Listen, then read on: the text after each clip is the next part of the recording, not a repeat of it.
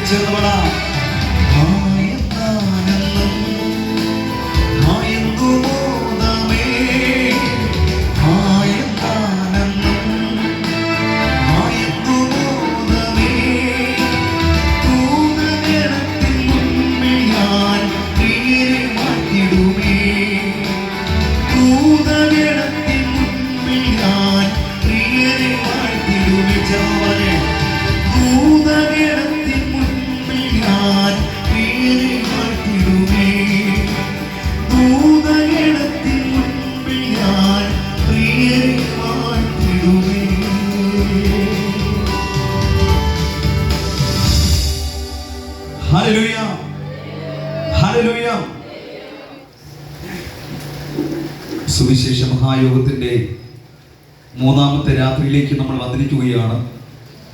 ഇന്ന് രാത്രി ഈ മീറ്റിംഗിന്റെ അധ്യക്ഷനായിരിക്കുന്ന, ഈ സഭയുടെ ശുശ്രൂഷകനായിരിക്കുന്ന ശ്രേഷ്ഠ കർത്താവിൻ്റെ ദാസൻ, അതോടൊപ്പം തന്നെ ഞാൻ സ്നേഹിക്കുകയും ബഹുമാനിക്കുകയും ചെയ്യുന്ന വിമൽ പാസ്റ്റർ, അദ്ദേഹമാണ് എന്നെ മീറ്റിംഗിൽ ക്ഷണിച്ചത്. പ്രിയ അദ്ദേഹത്തിൻ്റെ വൈഫിൻ്റെ അമ്മയുടെ നേർച്ച കൺവെൻഷനായിട്ടാണ് ഇന്ന് ഈ കൺവെൻഷൻ നടക്കുന്നത്. പ്രിയ പാസ്റ്ററോട് കർത്താവിനെ സ്തുതിക്കുന്നു, അവരുടെ കൺവെൻഷനിൽ പ്രസംഗിക്കുവാൻ. അതോടൊപ്പം തന്നെ കഴിഞ്ഞ മാസവും അവരുടെ ചർച്ചിലെ മീറ്റിങ്ങിൽ പ്രസംഗിപ്പാനൊക്കെ ദൈവം എനിക്ക് അവസരം നൽകി. ആ കർത്താവിൻ്റെ ദാസനോട് കർത്താവിനെ സ്തുതിക്കുന്നു. വേദിയിലായിരിക്കും മറ്റ് ശ്രേഷ്ഠ കർത്തൃദാസൻ, ഇതിനകത്തായിരിക്കുന്ന എല്ലാ മാന്യ പ്രിയപ്പെട്ടവർ, അനുഗ്രഹിക്കപ്പെട്ട ഗാനങ്ങൾ ആലപിക്കുന്ന ഗീഹോൺ വോയിസ്, പ്രിയ സാംബാസ്റ്റർ, കീബോർഡ് വായിക്കുന്ന പ്രിയ മകൾ ഷിജിൻ സോളമൻ. ഷിജിനും ഞാനുമായിട്ട് കാസർഗോഡ് ജില്ല വരെ കൺവെൻഷനിൽ ഞങ്ങൾക്ക് ഒരുമിച്ച് യാത്ര ചെയ്യുക. അവിടെ ഞങ്ങൾക്ക് രണ്ടും കിട്ടിയ ഏറ്റവും വലിയ ഭാഗ്യം എന്ന് പറഞ്ഞാൽ എല്ലാ ജില്ലകളിലും ഞാൻ പ്രസംഗിച്ചു, ഷിജിൻ പാടി. ഷിജിനെ കാണാൻ ഹല്ലേലൂയ. ഞങ്ങൾക്ക് ഒരുമിച്ച് ആ യാത്ര ചെയ്ത് അങ്ങനെ എല്ലാ ജില്ലകളിലും കടന്നു പോകാനുള്ള ഭാഗ്യം കർത്താവ് ഞങ്ങൾക്ക് നൽകിയിട്ടുണ്ട്. അങ്ങനെ എല്ലാവരുമായിട്ട് ഒരുമിച്ചിരിക്കുന്നത് നാമെ ഏറ്റവും സന്തോഷകരമാണ്. അതിലുപരി ഈ ശബ്ദസീമയ്ക്കുള്ളിൽ നമ്മെ ശ്രമിക്കുന്ന ഒത്തിരി മാന്യ ശ്രോതാക്കളുണ്ട്. എല്ലാ പ്രിയപ്പെട്ടവരെയും ഈ മീറ്റിംഗിലേക്ക് ഹാർദവുമായി സ്വാഗതം ചെയ്യുന്നു. കരമീഴ്ത്തി കർത്താവിനെ സ്തുതിക്കാം. നിങ്ങളുടെ ഇരിപ്പ് കണ്ടപ്പോൾ ഒരു സന്തോഷമില്ലെന്ന് തോന്നും. അതുകൊണ്ട് അടുത്തിരിക്കുന്ന ഒരു കരം കൊടുത്തിട്ട് ചിരിച്ചുകൊണ്ട് സുഖമാണെന്ന് ചോദിച്ചാൽ എല്ലാവരും പരസ്പരം ചിരിച്ചാൽ ആയുസ് കൂടും എന്നൊക്കെ പറയുന്നത് ഒന്ന് കൈ കൊടുത്ത് ചിരിച്ചാൽ ആയുസ് കൂടും എന്ന് പറഞ്ഞ് നാളെ തന്നെ നടന്നു പോകുമ്പോൾ ആരും ചിരിച്ചുകൊണ്ടൊന്നും പോകരുത്, പൊക്കിയെടുത്തോണ്ടങ്ങ് പോകും. ഹല്ലേലൂയ. ഈ ലോകത്തിൽ നമ്മളായിരിക്കുമ്പോൾ നമ്മൾ നന്നായിട്ട് ചിരിക്കണം, നന്നായിട്ട് വർത്തമാനം പറയണം, മറ്റുള്ളവരുമായിട്ട് നന്നായിട്ട് നമ്മൾ ഇടപെടണം. ആമേ മരിച്ചു കഴിയുമ്പോൾ 10 പേര് പറയണം ഇതൊരു നല്ല മനുഷ്യനായിരുന്നു. സ്തോത്രം. ഹല്ലേലൂയ. ഈ സുവിശേഷ യോഗം ഇവിടെ ക്രമീകരിച്ചിരിക്കുന്നത് ഇവിടെ കൂടി വന്നിരിക്കുന്നവർക്ക് മാത്രമല്ല, ഈ ശബ്ദസേമയ്ക്കുള്ളായിരിക്കുന്ന ഈ ദേശനിവാസികൾക്കെല്ലാം ഒരു അനുഗ്രഹമാകട്ടെ എന്ന് പ്രാർത്ഥിച്ചുകൊണ്ട് കഴിഞ്ഞ 2 രാത്രികളിലും അനുഗ്രഹിക്കപ്പെട്ട മാറ്റമില്ലാത്ത ദൈവത്തിന്റെ തിരുവചനം ശ്രേഷ്ഠ കർത്തൃദാസനിൽ കൂടി നാം കേൾക്കുവാൻ ഇടയായി തീർന്നു. അദ്ദേഹം ഇന്നലെ രാത്രി അവസാനമായി പറഞ്ഞതിൽ നിന്ന് ഞാൻ ഇന്നിവിടെ തുടങ്ങാൻ പോവുകയാണ്. ഹല്ലേലൂയ. ഇന്നലെ രാത്രി അദ്ദേഹം നടത്തിയത് എന്താണെന്ന് അറിയാവൂ? മരണത്തിൽ നിന്നും നമ്മെ ഉയർത്തെഴുന്നേൽപ്പിക്കുന്ന ഒരു കർത്താവിനെ കുറിച്ചാണ്. എന്ന് പറഞ്ഞാൽ പുനരുത്ഥാനം ചെയ്യുന്ന ഒരു കർത്താവിനെ കുറിച്ചാണ് ഇന്നലെ രാത്രി അദ്ദേഹത്തിന്റെ സന്ദേശം അവസാനിപ്പിച്ചത്. അങ്ങനെയെങ്കിൽ ഇന്ന് രാത്രിയിലും നാളെയുമായി നമ്മൾ കേൾക്കാൻ പോകുന്നത് കർത്താവായ യേശു ക്രിസ്തുവിന്റെ 2ാമത്തെ വരവിനെ കുറിച്ചാണ്. ഇന്നും നാളെയുമായിട്ട് നമ്മൾ ഒരുമിച്ച് പഠിക്കാൻ പോകുന്നത്. ഈ കാലഘട്ടത്തിൽ നമ്മൾ പഠിക്കേണ്ട, ഈ കാലഘട്ടത്തിൽ നമ്മൾ അറിഞ്ഞിരിക്കേണ്ട പ്രധാനപ്പെട്ട വിഷയമാണ് യേശുക്രിസ്തുവിന്റെ 2ാമത്തെ വരവും അനന്തര സംഭവവും. ഈ കർത്തൃദാസന്മാർ ഈ മീറ്റിംഗ് ഇവിടെ ക്രമീകരിച്ചിരിക്കുന്നതിന്റെ ഏക ഉദ്ദേശവും അത് തന്നെ.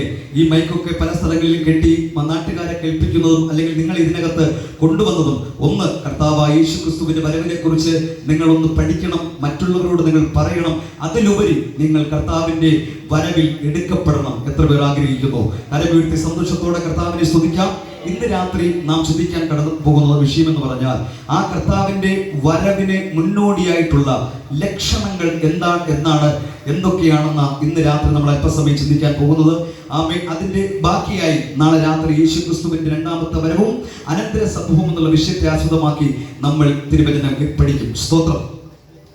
വേദപുസ്തകം നാം പഠിക്കുമ്പോൾ യേശുക്രിസ്തുവിന്റെ 3 വരവിനെ കുറിച്ച് കാണുവാൻ കഴിയുന്നു. ഒന്നാമത് യേശുക്രിസ്തു ഈ ഭൂമിയിലേക്ക് വന്നു. ഇന്നേക്ക് ഈ വരുന്നവരുടെ ശ്രദ്ധയ്ക്ക് ഫ്രണ്ടിൽ കസേരയുണ്ട്. ഹല്ലേലൂയ. നാളെ മുതൽ സഹോദരന്മാരെ ഫില്ല് ചെയ്തിരുന്നു കഴിഞ്ഞാലുള്ള ഗുണം, വരുന്ന സഹോദരിമാർക്ക് ഈ സൈഡിൽ പുറകിൽ ഇരിക്കാനുള്ള സ്പേസ് ഉണ്ട്. കാരണം ഇവിടെ ഇരിക്കുന്ന ഫ്രണ്ടിൽ കുറെ കസേര അടപ്പുണ്ട്.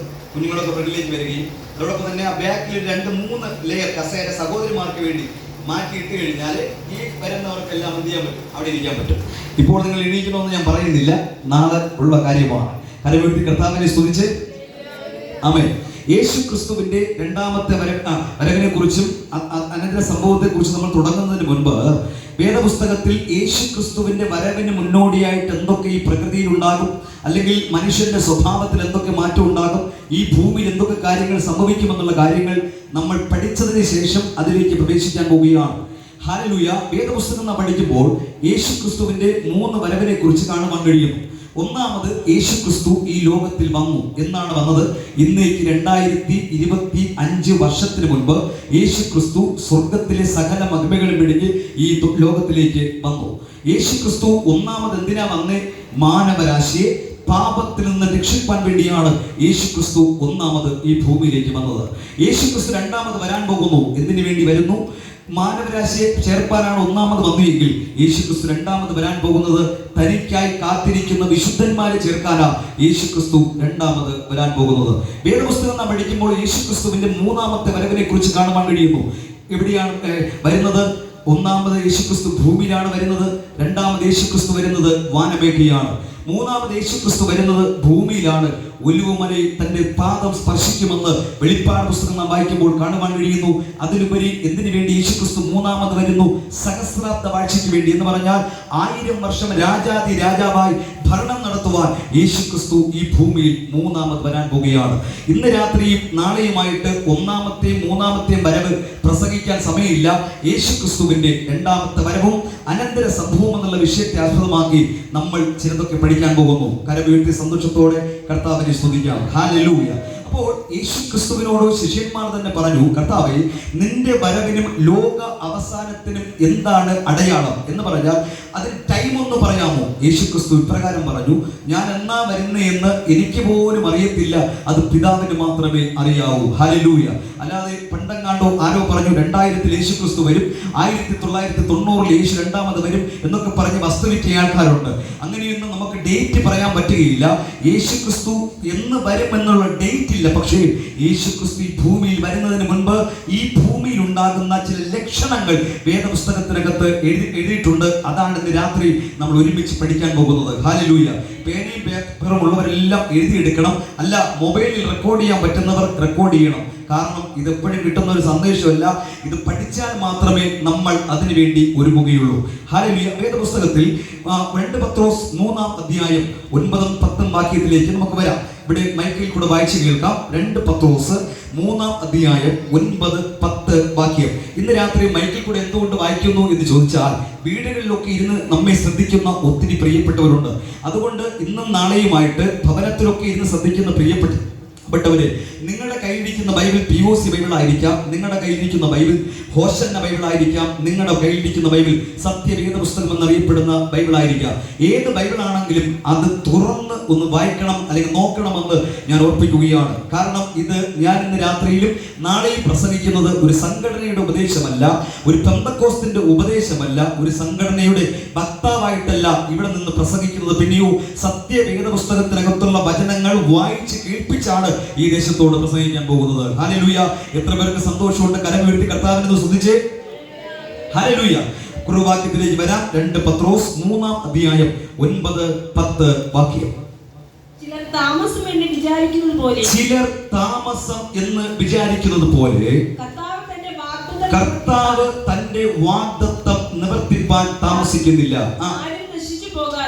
ഈ ദേശത്തുള്ള ആരും നശിച്ചു പോകാതെ എന്ന് പറഞ്ഞാൽ ഇതിനകത്ത് വന്നിരിക്കുന്ന നമ്മുടെ ബന്ധുക്കളോ ചാർച്ചക്കാരോ ഭവനത്തിലെ അംഗങ്ങളോ ആരും നശിച്ചു പോകാതിരിപ്പാൻ എല്ലാവരും മാനസാന്തരപ്പെടണം എന്ന് വിചാരിച്ച് അവൻ നമ്മളോട് ദീർഘക്ഷമ കാണിക്കുന്നു എന്നേ ഉള്ളൂ. പലരും ചോദിക്കാറുണ്ട്, പണ്ടേ പ്രസംഗിക്കുന്നല്ലോ യേശുക്രിസ്തു വരുമെന്ന്, എന്തുകൊണ്ട് വരാത്തതെന്ന് പലപ്പോഴും പലരും ചോദിക്കുമ്പോൾ അതിന്റെ മറുപടിയാണ്, ചിലർ താമസം എന്ന് വിചാരിക്കുന്നത് പോലെ കർത്താവ് വരാൻ താമസിക്കാത്തതിന്റെ കാരണം എന്താണെന്നറിയാമോ? ചിലരും കൂടെ ഒന്ന് മാനസാന്തരപ്പെടട്ടെ, നമ്മളെല്ലാവരും ഒന്ന് മാനസാന്തരപ്പെടണം, നമ്മുടെ പ്രിയപ്പെട്ടവരൊന്ന് മാനസാന്തരപ്പെടണം. ഈ ദേശത്തിലും എന്തുകൊണ്ടാണ് ഈ സുവിശേഷ യോഗം വെച്ചിരിക്കുന്നത്? ഈ വിഷയം എന്തുകൊണ്ട് ഈ ദേശത്തിൽ പ്രസംഗിക്കുന്നത്? ഈ ദേശത്തിലുള്ള പ്രിയപ്പെട്ടവർ ഒന്ന് മാനസാന്തരപ്പെടണം. ആരും നരകത്തിൽ പോകരുത്.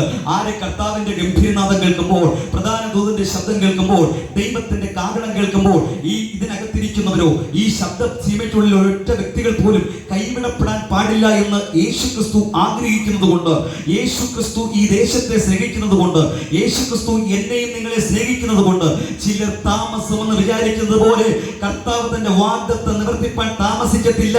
ആമേൻ. ഏത് സമയത്ത് കർത്താവ് രണ്ടാമത് വരും. പക്ഷേ എന്തുകൊണ്ട് വൈകി എന്ന് ചോദിച്ചാൽ, എല്ലാവരും മാനസാന്തരപ്പെടുവാൻ അവൻ ഇച്ഛിക്കുന്നു. നമ്മുടെ കർത്താവ് ആഗ്രഹിക്കുന്നു. ഇതിനകത്തിരിക്കുന്ന എത്ര പേർ ആഗ്രഹിക്കുന്നു ഈ ദേശത്തുള്ള എല്ലാവരും മാനസാന്തരപ്പെടണം? അയ്യോ, 3-4 പേരുടെ കൈ മാത്രമേ പൊങ്ങിയുള്ളൂ. നമ്മുടെ വീട്ടുകാരെല്ലാവരും മാനസാന്തരപ്പെടണമെന്ന് എത്ര പേർ ആഗ്രഹിക്കുന്നു? ഹല്ലേലൂയ. അതാണ് കർത്താവ് ആഗ്രഹിക്കുന്നത്. ആമേൻ. എല്ലാവരും മാനസാന്തരപ്പെടണം എന്ന് വിചാരിച്ചു. കർത്താവ് തന്റെ വാഗ്ദത്തം എന്ന് പറഞ്ഞാൽ യേശുവിന്റെ വരവ് വൈകുന്നെന്ന് മാത്രമേ ഉള്ളൂ. ഇന്ന് രാത്രി കർത്താവായ യേശുക്രിസ്തുവിന്റെ വരവിന്റെ ലക്ഷണങ്ങളാണ് നമ്മൾ ഇന്ന് തുടങ്ങുന്നത്. അതിൽ വരവിനോടുള്ള ബന്ധത്തിൽ 2 കാലഘട്ടങ്ങളെ കർത്താവ് കമ്പയർ ചെയ്തു നമ്മെ പഠിപ്പിക്കുന്ന രണ്ട് കാലഘട്ടത്തെ ആദ്യം നമ്മളത് പഠിക്കാൻ പോവുകയാണ്. എന്ന് പറഞ്ഞാൽ മത്തായി സുവിശേഷം 24-ാം അധ്യായം അതിന്റെ 37 മുതൽ 39 വരെ വായിക്കുമ്പോൾ നോഹയുടെ കാലഘട്ടം പോലെ തന്നെ മനുഷ്യപുത്രന്റെ വരവും ആകും. ലൂക്കോസ് 17-28 മുതൽ 30 വരെ നാം വായിക്കുമ്പോൾ ലോത്തിന്റെ കാലഘട്ടം പോലെ തന്നെ മനുഷ്യപുത്രന്റെ വരവും ആകും. എന്ന് പറഞ്ഞേ അല്ലെങ്കിൽ നോഹയുടെ ഈ പ്രസംഗത്തിൽ നിങ്ങൾ കൂടെ എന്നോട് പറഞ്ഞു കേട്ടോ, നോഹയുടെ കാലഘട്ടം പോലെ തന്നെ മനുഷ്യപുത്രന്റെ വരവും ആകും. രണ്ട്, ലോത്തിന്റെ കാലഘട്ടം പോലെ തന്നെ മനുഷ്യപുത്രന്റെ വരവും ആകും. എന്ന് പറഞ്ഞാൽ ആ രണ്ടു കാലഘട്ടത്തെ യേശു ക്രിസ്തു നമ്മുടെ മുൻപിൽ എടുത്ത് വരച്ചു കാട്ടുകയാണ്. എന്ന് പറഞ്ഞാൽ നിങ്ങൾ ഒന്ന് നോഹയുടെ കാലഘട്ടത്തെ കുറിച്ചൊന്ന് പഠിക്കണം. ആ കാലഘട്ടത്തിൽ നടന്ന സംഭവം ഈ കാലഘട്ടത്തിൽ നാം ജീവിച്ചിരിക്കുന്ന ഈ സമയത്ത് ഏതെങ്കിലും ഒരു കാര്യം അന്ന് നടന്ന ആ കാലഘട്ടത്തിൽ നടന്ന ഏതെങ്കിലും ഒരു സംഭവം ഇന്ന് നടക്കുന്നുവെങ്കിൽ അത് വിളിച്ചറിയിക്കുന്നത് കർത്താവായ യേശു ക്രിസ്തുവിന്റെ വരവ് വാതിൽക്കൽ എത്തി നിൽക്കുകയാണ്. രണ്ടാമത്, ലോത്തിന്റെ കാലഘട്ടത്തെ കുറിച്ച് നാം പഠിക്കുമ്പോൾ ആ കാലഘട്ടത്തിൽ നടന്ന ഏതെങ്കിലും സംഭവങ്ങൾ ഈ കാലഘട്ടത്തിൽ നടക്കുന്നുവെങ്കിൽ അത് വിളിച്ചറിയിക്കുന്നത് കർത്താവായ യേശു ക്രിസ്തുവിന്റെ വരവ് വാതിൽക്കൽ എത്തി നിൽക്കുകയാണ്. എത്ര പേർ കരമുയർത്തി കർത്താവിനെ സ്തുതിക്കും? ഈ രണ്ട് കാലഘട്ടത്തെ കുറിച്ച് നമ്മളൊന്ന് ആദ്യം പഠിക്കാൻ പോവുകയാണ്. വായിക്കാം. മത്തായി സുവിശേഷം 24-ാം അധ്യായം 37-ാം വാക്യം മുതൽ 39-ാമത്തെ വാക്യം വരെ. നോഹയുടെ കാലം പോലെ തന്നെ മനുഷ്യപുത്രന്റെ വരവും ആകും. ജലപ്രളയത്തിന് മുമ്പുള്ള കാലത്ത് മതി. നോഹ അപ്പച്ചനെ കുറിച്ച് ചോദിച്ചു കഴിഞ്ഞാൽ ഇതിനകത്തുള്ള എല്ലാ കുഞ്ഞുങ്ങൾക്കും കാണാതെ അറിയാവുന്ന ഒരു കാര്യമാണ് നോഹ അപ്പച്ചൻ എന്ന് പറയുന്നത്. പക്ഷേ ഇന്ന് നോഹയുടെ പെട്ടകം എന്നുള്ള വിഷയമല്ല പ്രസംഗിക്കാൻ പോകുന്നത്. നോഹ ജീവിച്ചിരുന്ന കാലഘട്ടത്തിന്റെ പ്രത്യേകതകൾ എന്തൊക്കെയാണ്? ഒരു 3-4 പ്രത്യേകതകൾ നമ്മൾ ഒരുമിച്ച് പഠിക്കാൻ പോവുകയാണ്. അത് പഠിക്കുമ്പോൾ നമ്മൾ ഈ കാലഘട്ടവുമായിട്ടൊന്ന് താരതമ്യം ചെയ്യണം. അതുപോലെയുള്ള മനുഷ്യർ, അതുപോലെയുള്ള സ്വഭാവം, അതുപോലെയുള്ള പ്രവൃത്തികൾ ഈ കാലഘട്ടത്തിൽ ഉണ്ട് എങ്കിൽ അത് വിളിച്ചറിയിക്കുന്നത് മനുഷ്യപുത്രന്റെ വരവിന്റെ ലക്ഷണമാണ്. യേശുക്രിസ്തുവിന്റെ വരവിന്റെ ലക്ഷണമെന്ന് ഇന്ന് രാത്രി നമ്മൾ ഒരുമിച്ച് ചിന്തിക്ക് ആമേൻ പറയേണ്ടി വരും, സമ്മതിക്കേണ്ടി വരും. സ്തോത്രം. ഒന്ന്, ആ കാലഘട്ടത്തിന്റെ പ്രത്യേകതകൾ. ഉൽപ്പത്തി പുസ്തകം 6-ാം അധ്യായം 1-ാം വാക്യം മുതൽ നമ്മൾ തുടങ്ങാൻ പോവുകയാണ്. ഉൽപ്പത്തി പുസ്തകം 6-ാം അധ്യായം അതിന്റെ 1-ാമത്തെ വാക്യം. ഉൽപ്പത്തി പുസ്തകം 6-ാം അധ്യായം അതിന്റെ 1-ാമത്തെ വാക്യം. നോഹയുടെ കാലഘട്ടത്തിന്റെ 1-ാമത്തെ പ്രത്യേകത. വേഗം. മനുഷ്യൻ ഭൂമിയിൽ പെരുകി തുടങ്ങി. മതി, ഇങ്ങോട്ട് നോക്കി, എല്ലാവരും നോക്കി. നോഹയുടെ കാലം പോലെ തന്നെ മനുഷ്യപുത്രന്റെ വരവുമാകും. നോഹ അപ്പച്ചന്റെ കാലഘട്ടത്തിന്റെ 1-ാമത് പ്രത്യേകത, ആ കാലഘട്ടത്തെ നോക്കുമ്പോൾ മനുഷ്യർ ഏറ്റവും കൂടുതൽ പെരുകിയ കാലഘട്ടമാണ് നോഹ അപ്പച്ചന്റെ കാലഘട്ടം. ഇല്ലെന്ന് പറഞ്ഞ് മനുഷ്യർ ഏറ്റവും അധികം വർദ്ധിച്ച പെരുകിയ കാലഘട്ടമാണ് നോഹ അപ്പച്ചന്റെ കാലഘട്ടം. ഈ കാലഘട്ടം നാം എടുത്ത് പരിശോധിക്കുമ്പോൾ ലോകത്തിൽ 680 കോടിയിലധികം ജനസംഖ്യ അല്ലെങ്കിൽ മനുഷ്യനുണ്ട്. ഈ ഭാരതം നാം എടുത്ത് പരിശോധിക്കുമ്പോൾ 130 കോടിയിലധികം ജനം ഈ ഭാരതത്തിലുണ്ട്. ഇതിനകത്തിരിക്കുന്ന പ്രായമുള്ളവരോട് ചോദിച്ചു കഴിഞ്ഞാൽ പഴയ കാലഘട്ടം എന്ന് പറഞ്ഞാൽ ഒരാളിന് 1 ഏക്കർ 2 ഏക്കർ വസ്തു ഉള്ളവർ ഇതിനകത്തിരിപ്പുണ്ട്. ഇതിനകത്തുള്ള കൊച്ചുമക്കളോടൊക്കെ പറയാറില്ലേ, എടോ പണ്ട് ഞങ്ങൾക്ക് 5 ഏക്കർ ഉണ്ടായിരുന്നു, പണ്ട് ഞങ്ങൾക്ക് 2 ഏക്കർ ഉണ്ടായിരുന്നു, പണ്ട് ഞങ്ങൾക്ക് 10 ഏക്കർ ഉണ്ടായിരുന്നു, പണ്ട് ഞങ്ങൾക്ക് നിലമുണ്ടായിരുന്നു, അല്ലേ, പണ്ട് ഞങ്ങൾക്ക് വാഴ കൃഷി ഉണ്ടായിരുന്നു. ഇങ്ങനെയൊക്കെ പറയുന്ന അപ്പച്ചന്മാരും അമ്മച്ചന്മാരും ഇതിനകത്തിരിപ്പുണ്ട്. പക്ഷെ ഇന്ന് എത്രയുണ്ടെന്ന് ചോദിച്ചാൽ അന്ന് 10 ഏക്കർ ഉണ്ടായിരുന്നവർക്ക് ഇന്ന് 5 സെന്റേ ഉള്ളൂ. നിങ്ങൾ പിന്നെ അമേരിക്കയിൽ നിന്ന് വന്നവരായതുകൊണ്ട് ഇതൊന്നും മനസ്സിലാകത്തില്ല. മലയാളികൾ ആരെങ്കിലും ഒക്കെ ഇതിനകത്തുണ്ടാവും. പണ്ട് ജനസംഖ്യ വർദ്ധിച്ചോ ഇല്ലയോ എന്നുള്ള തെളിവാണ് ഞാൻ ഈ പറയുന്നത്. പഴയ കാലഘട്ടം നാം എടുത്ത് പരിശോധിച്ചു കഴിഞ്ഞാൽ നമ്മുടെ കുടുംബം പറയും, എന്റെ അപ്പന്റെ കാലത്ത് ഈ സ്ഥലങ്ങളെല്ലാം അപ്പന്റെ വകയായിരുന്നു, ആ സ്ഥലങ്ങളെല്ലാം ഞങ്ങളുടെ വലിയപ്പച്ചന്റെ വകയായിരുന്നു എന്ന് പറഞ്ഞാൽ അന്ന് ജനസംഖ്യ കുറവായിരുന്ന കാലഘട്ടം. പക്ഷെ ഈ കാലഘട്ടം നാം എടുത്ത് പരിശോധിച്ചു കഴിഞ്ഞാൽ ഒരു വീട്ടിൽ 2 മക്കളെ ഉള്ളൂവെങ്കിലും ആ വീട്ടിൽ 10 സെന്റ് സ്ഥലമേ ഉള്ളൂ. അല്ലെ, ആ മക്കൾ കല്യാണം കഴിയുമ്പോൾ അത് വീണ്ടും വെട്ടിമുറിക്കപ്പെടും. 5 സെന്റിലേക്ക് മക്കൾ ഒതുങ്ങും. അങ്ങനെയെങ്കിൽ ഈ മക്കളുടെ കാലമാകുമ്പോൾ എത്ര സെന്റ് വസ്തുവിൽ ഒതുങ്ങും? ഒരു ഫ്ലാറ്റിൽ ഒതുങ്ങും. അതിന്റെ അർത്ഥം ഈ കാലഘട്ടത്തിന്റെ പ്രത്യേകത ജനം പെരുകുന്ന കാലഘട്ടമാണ്. ഇത് വിളിച്ചറിയിക്കുന്നത് കർത്താവായ യേശുക്രിസ്തുവിന്റെ രണ്ടാമത്തെ വരവിന്റെ ലക്ഷണമാണ്. എത്ര പേർ കരമുയർത്തി കർത്താവിനെ സ്തുതിച്ചു? നോഹയുടെ കാലഘട്ടം പോലെ തന്നെ മനുഷ്യപുത്രന്റെ വരവുമാകും. ഒന്നാമത് പ്രത്യേകത അവിടെ വായിക്കുന്നു, ഭൂമിയിൽ മനുഷ്യർ ഏറ്റവും പെരുകിയ ഒരു കാലഘട്ടമായിരുന്നു നോഹയുടെ കാലഘട്ടം. അടുത്ത വാക്യം. അവർക്ക് പുത്രന്മാർ ജനിച്ചപ്പോൾ അടുത്ത വാക്യം. ദൈവത്തിന്റെ പുത്രന്മാർ മനുഷ്യരുടെ പുത്രന്മാരെ സൗന്ദര്യമുള്ളവരെന്ന് കണ്ടിട്ട് തങ്ങൾക്ക് ബോധിച്ച് രണ്ട് നോഹ അപ്പച്ചന്റെ കാലത്ത് രണ്ടാമത് പ്രത്യേകത എല്ലാവരും ശ്രദ്ധിച്ചു കേട്ടോണേ. ബോധിച്ചവരെ ഭാര്യമാരായി എടുത്തിരുന്ന കാലഘട്ടം. എല്ലാവരും പറഞ്ഞേ, ബോധിച്ചവരെ ഭാര്യമാരായി എടുത്തിരുന്ന കാലഘട്ടം. ഈ കാലഘട്ടം നാം എടുത്ത് പരിശോധിച്ചാലും ഇതിനകത്തിരിക്കുന്ന പ്രായമുള്ളവർക്ക് പറയാൻ പറ്റും, അയ്യോ പണ്ട് ബോധിച്ചവരെ അല്ല ഭാര്യമാരായിട്ട് എടുക്കുന്നത്. അപ്പനും അമ്മയും വലിയ അമ്മാവന്മാരും ഇവരൊക്കെ ഒരുമിച്ച് പോയി പെണ്ണ് കണ്ട് അങ്ങോട്ടും ഇങ്ങോട്ടും പല സമയത്ത് യാത്ര ചെയ്ത്, നിങ്ങൾ ഇതൊന്നും കണ്ടിട്ടില്ല അതുപോലെ അല്ലെ, അങ്ങനെ ആയിരുന്നു പണ്ട് കല്യാണം നടന്നുകൊണ്ടിരുന്നത്. എന്ന് പറഞ്ഞാൽ ബോധിച്ചവരെ ഒന്നും കല്യാണം കഴിക്കുന്ന കാര്യം പണ്ടില്ലായിരുന്നു. പക്ഷെ ഈ കാലഘട്ടം നാം എടുത്ത് പരിശോധിച്ചു കഴിഞ്ഞാൽ ബോധിച്ചവരെ ഭാര്യയായി സ്വീകരിച്ചുകൊണ്ടിരിക്കുന്ന ഒരു കാലഘട്ടം എന്ന് പറഞ്ഞാൽ, കുറച്ചും കൂടെ മനസ്സിലാക്കുന്ന ഭാഷയിൽ പറഞ്ഞാൽ, ഡൈവോഴ്സ് ഏറ്റവും അധികം വർദ്ധിച്ചുകൊണ്ടിരിക്കുന്ന കാലഘട്ടം. കുടുംബ കോടതിയിൽ കേസുകൾ പെരുകിക്കൊണ്ടിരിക്കുന്ന കാലഘട്ടം. ഭാര്യയും ഭർത്താവുമായി കഴിഞ്ഞ് ഒരു വർഷം പോലും സന്തോഷകരമായി കുടുംബജീവിതം നയിക്കാത്ത കാലഘട്ടം. ഒരിക്കൽ ഞങ്ങളൊക്കെ പങ്കെടുക്കുന്ന ഒത്തിരി വിഭാഗ ശുശ്രൂഷകളുണ്ട്. അതിൽ പങ്കെടുത്ത് ഒരു മാസം കഴിയുമ്പോൾ അറിയുന്നു അവർ ഡൈവോഴ്സായി. പത്തനംതിട്ടയിലാണ് 2 കുടുംബ കോടതിയിലുള്ളത് കേരളത്തിൽ. അതിന്റെ അർത്ഥം ഏറ്റവും കൂടുതൽ ക്രിസ്ത്യാനികൾ താമസിക്കുന്നത് പത്തനംതിട്ട ജില്ലയിലാണ്. അതിന്റെ അർത്ഥം ഏറ്റവും കൂടുതൽ ഡൈവോഴ്സ് കേസ് യോഗന്നാനും ജോസഫും മറിയക്കുട്ടിയും തോമസും. അതിന്റെ അർത്ഥം ഹല്ലേലൂയ. ഈ കാലഘട്ടം വിളിച്ചറിയിക്കുന്നത് ബോധിച്ചവരെ ഭാര്യമായി സ്വീകരിക്കുന്ന എന്ന് പറഞ്ഞാൽ, കല്യാണം കഴിഞ്ഞതിന് ശേഷവും വീണ്ടും പല അവിഹിതമായ ബന്ധങ്ങളിലേക്ക് ഇന്ന് മനുഷ്യൻ വഴുതി വീണുകൊണ്ടിരിക്കുന്ന ഒരു കാലഘട്ടം. ഇത് വിളിച്ചറിയിക്കുന്നത് കർത്താവായ യേശുക്രിസ്തുവിന്റെ രണ്ടാമത്തെ വരവ് വാതിൽക്കൽ എത്തി നിൽക്കുന്നു. സ്തോത്രം. ഒന്ന്, മനുഷ്യൻ ഏറ്റവും പെരുകി തുടങ്ങിയ കാലഘട്ടം നോഹയുടെ കാലഘട്ടം. 2, ബോധിച്ചവരെ ഇഷ്ടമുള്ളവരെ ഭാര്യമായി എടുക്കുന്ന കാലഘട്ടം. എന്ന് പറഞ്ഞാൽ പണ്ടൊക്കെ ഇതിന് വിവാഹത്തിനും ഇങ്ങനെയുള്ള കാര്യങ്ങൾക്ക് ഒരു വ്യവസ്ഥയുണ്ടായിരുന്നു. പക്ഷെ ആ വ്യവസ്ഥകളെല്ലാം അട്ടിമറിച്ചുകൊണ്ട് ജീവിതങ്ങൾ മുന്നോട്ട് കൊണ്ടുപോയിക്കൊണ്ടിരിക്കുന്ന ഒരു കാലഘട്ടം. ഇത് വിളിച്ചറിയിക്കുന്നത് കർത്താവായ യേശുക്രിസ്തുവിന്റെ വരവ് വാതിൽക്കൽ എത്തി നിൽക്കുന്നു. വാക്യം 3. മൂന്നാമത് പ്രത്യേകത. അടുത്ത്, മനുഷ്യന്റെ ആത്മാവ് സദാകാലം വാദിച്ചുകൊണ്ടിരിക്കുകയില്ല, അവൻ ജഡം തന്നെയല്ലോ. മൂന്നാം വാക്യം. എങ്കിലും അവന്റെ കാലം 120 സംവത്സരമാണ്. എങ്കിലും അവന്റെ കാലം 120. എങ്കിലും അവന്റെ കാലം 120 സംവത്സരമാകുമെന്ന്. നോഹയുടെ കാലഘട്ടത്തിന്റെ മൂന്നാമത് പ്രത്യേകത, മനുഷ്യന്റെ ആയുസ്സിനെ ദൈവം കട്ട് ചെയ്ത സമയം.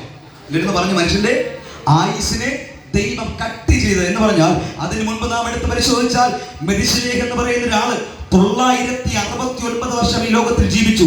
ഏറ്റവും കൂടുതൽ ഈ ലോകത്തിൽ ജീവിച്ച വ്യക്തിയാണ് മെഥുശേലഹ് എന്ന് പറയുന്നത്. 969 വർഷം ജീവിച്ചു. അതിനുശേഷം 600 വർഷം ജീവിച്ചവരുണ്ട്, അതിനുശേഷം 400 വർഷം ജീവിച്ചവരുണ്ട്, 300 വർഷം ജീവിച്ചവരുണ്ട്. പക്ഷേ നോഹയുടെ കാലഘട്ടം എത്തിയപ്പോൾ ദൈവം അതുവരെ ഉണ്ടായിരുന്ന മനുഷ്യന്റെ ആയുസിനെ കട്ട് ചെയ്തിട്ട് ദൈവം ഒരു തീരുമാനമെടുത്തു, ഇനി മനുഷ്യന്റെ ആയുസ് 120.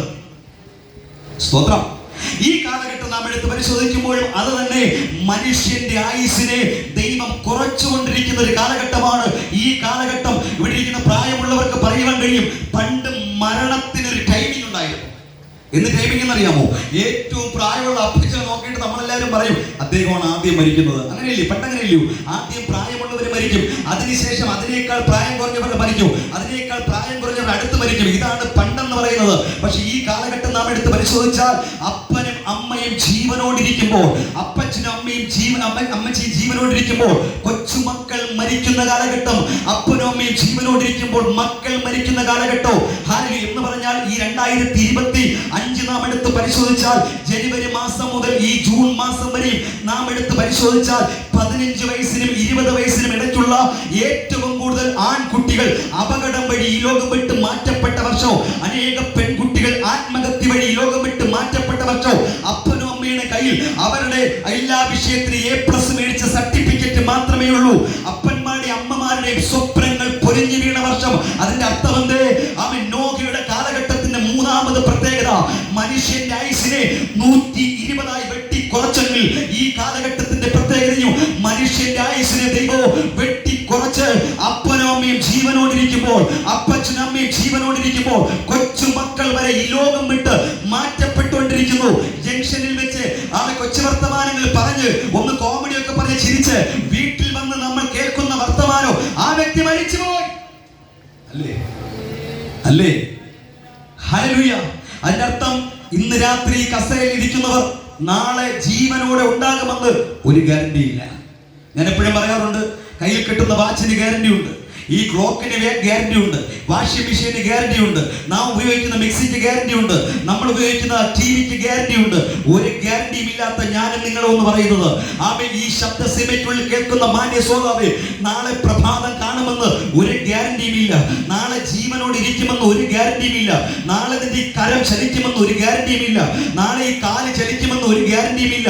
നമ്മേക്കാൾ ആരോഗ്യമുണ്ടായിരുന്നവർ, നമ്മേക്കാൾ സ്വപ്നങ്ങൾ ഉണ്ടായിരുന്നവർ, നമ്മേക്കാൾ പ്രതീക്ഷ ഉണ്ടായിരുന്ന എത്രയോ പ്രിയപ്പെട്ടവർ ഇന്ന് പ്രഭാതത്തിൽ ടാറ്റ പറഞ്ഞ് ഭവനത്തിൽ നിന്ന് യാത്ര തിരിച്ചു പോയി. പക്ഷേ ഇന്ന് രാത്രി ഈ വൈകിയ സമയത്ത് ശവപ്പെട്ടിക്കകത്ത് ഒതുങ്ങിയപ്പോൾ, മോർച്ചറിക്കുള്ളിൽ ഒതുങ്ങിയപ്പോൾ, ഇന്ന് രാത്രി നീ ജീവനോടിരിക്കുന്നത്, ഈ ആരോഗ്യത്തോടിരിക്കുന്നത് നമ്മുടെ കഴിവോ മിടുക്കോ അല്ല, നമ്മെ സ്നേഹിക്കുന്ന ഒരു സർവശക്തനായ ദൈവമുള്ളതുകൊണ്ട് ഒരു രാത്രി കൂടെ നീ ജീവനോടിരിക്കുന്നത്. അതുകൊണ്ട് ആ കർത്താവിന് എത്ര പേര് രാത്രി സ്തോത്രം പറയും? ഹല്ലേലൂയ. ഒന്നാമത് നോഹയുടെ കാലം പോലെ തന്നെ മനുഷ്യപുത്രന്റെ വരവുമാകും. നോഹ അപ്പച്ചന്റെ കാലത്തിന്റെ ഒന്നാമത് പ്രത്യേകത മനുഷ്യൻ ഏറ്റവും പെരിയ കാലഘട്ടം. അതെ, ഈ കാലഘട്ടവും നാം എടുത്ത് പരിശോധിക്കുമ്പോൾ മനുഷ്യൻ ഏറ്റവും പെരുകിയിരിക്കുന്ന കാലഘട്ടം. അടുത്ത രണ്ടാമത് പ്രത്യേകത മനുഷ്യന്റെ ബോധിച്ചവരെ ഭാര്യമാരായി സ്വീകരിക്കുന്ന കാലഘട്ടമായിരുന്നു. ഈ കാലഘട്ടവും നാം എടുത്ത് പരിശോധിക്കുമ്പോൾ ബോധിച്ചവരെ ഭാര്യമാരായി സ്വീകരിക്കുന്ന കാലഘട്ടം. മൂന്നാമത് പ്രത്യേകത മനുഷ്യന്റെ ആയുസ് ദൈവം കുറച്ച കാലഘട്ടമാണ് നോഹയുടെ കാലഘട്ടം. ഈ കാലഘട്ടം നാം എടുത്ത് പരിശോധിച്ചാൽ മനുഷ്യന്റെ ആയുസ് കുറഞ്ഞുകൊണ്ടിരിക്കുന്നു. ഹല്ലേലൂയ. ഈ മരണ വീടുകളിലൊക്കെ വായിക്കുന്ന ഒരു സങ്കീർത്തനമുണ്ട്. ഏതാ? 90-ാം സങ്കീർത്തനം. ആ സങ്കീർത്തനത്തിനകത്തൊരു വാക്യമുണ്ട്. എന്താണ് വാക്ക്? നിന്റെ മനുഷ്യന്റെ ആയുസ് 70, ഏറെയായാൽ 80. ഇത് കേൾക്കുമ്പോൾ 50 വയസ്സായവർക്ക് ഒരു സന്തോഷം, എത്ര 30 വർഷം കൂടി ജീവിക്കാമല്ലോ. 40 വയസ്സായവർക്ക് അതിനേക്കാൾ സന്തോഷം, ഇനി ഒരു 40 വർഷം കൂടി ജീവിക്കാമല്ലോ. പക്ഷേ ആ 90-ാം സങ്കീർത്തനത്തിന്റെ ഹെഡിങ്ങിൽ ഇങ്ങനെ എഴുതി വെച്ചിട്ടുണ്ട്, അത് മോശ എഴുതിയ സങ്കീർത്തനം. അതിന്റെ അർത്ഥം മോശയുടെ കാലഘട്ടത്തിലാണ് മനുഷ്യന്റെ ആയുസ് 70, ഏറെയായാൽ 80. ഈ കാലഘട്ടം നാം എടുത്ത് പരിശോധിച്ചാൽ രാവിലെ മുളച്ചു വരുന്നതും വൈകിട്ട് അരിഞ്ഞു വാടിപ്പോകുന്നതുമായ പുല്ല് പോലെ, പൂവ് പോലെ, ആവി പോലെ, നിഴൽ പോലെ മനുഷ്യന്റെ ആയുസ് കുറഞ്ഞുകൊണ്ടിരിക്കുന്ന ഒരു കാലഘട്ടം. കരമുയർത്തി കർത്താവിനെ സ്തുതിച്ചേ. Hallelujah, hallelujah. ഇനി അടുത്ത വാക്യത്തിലേക്ക് നമുക്ക് വരാം. അടുത്തതിന്റെ 4-ാമത്തെ വാക്യം. അക്കാലത്ത് ഭൂമിയിൽ മല്ലന്മാർ ഉണ്ടായിരുന്നു. അതിനുശേഷവും ദൈവത്തിന്റെ പുത്രന്മാർ മനുഷ്യരുടെ പുത്രിമാരുടെ അടുക്കൽ ചെന്നിട്ട് 4-ാം വാക്യം. ഇവരാകുന്ന പുരാതന കാലത്തെ വീരന്മാർ, കീർത്തിക്കപ്പെട്ട പുരുഷന്മാർ. 5-ാം വാക്യം. ഭൂമിയിൽ മനുഷ്യന്റെ ദുഷ്ടത വലിയ. 5-ാമത്തെ പ്രത്യേകതയിലേക്ക് നമ്മൾ പ്രവേശിക്കുക. ആ കാലത്തിന്റെ 5-ാമത്തെ പ്രത്യേകത ഭൂമിയിലെ മനുഷ്യന്റെ ദുഷ്ടത വലിയതെന്ന് ദൈവം കണ്ടു. Hallelujah, hallelujah. യേശുക്രിസ്തുവിന്റെ വരവിന്റെ ലക്ഷണങ്ങൾ, ഈ ഭൂമിയിലെ ലക്ഷണങ്ങളാ ഈ പറഞ്ഞുകൊണ്ടിരിക്കുന്നത്.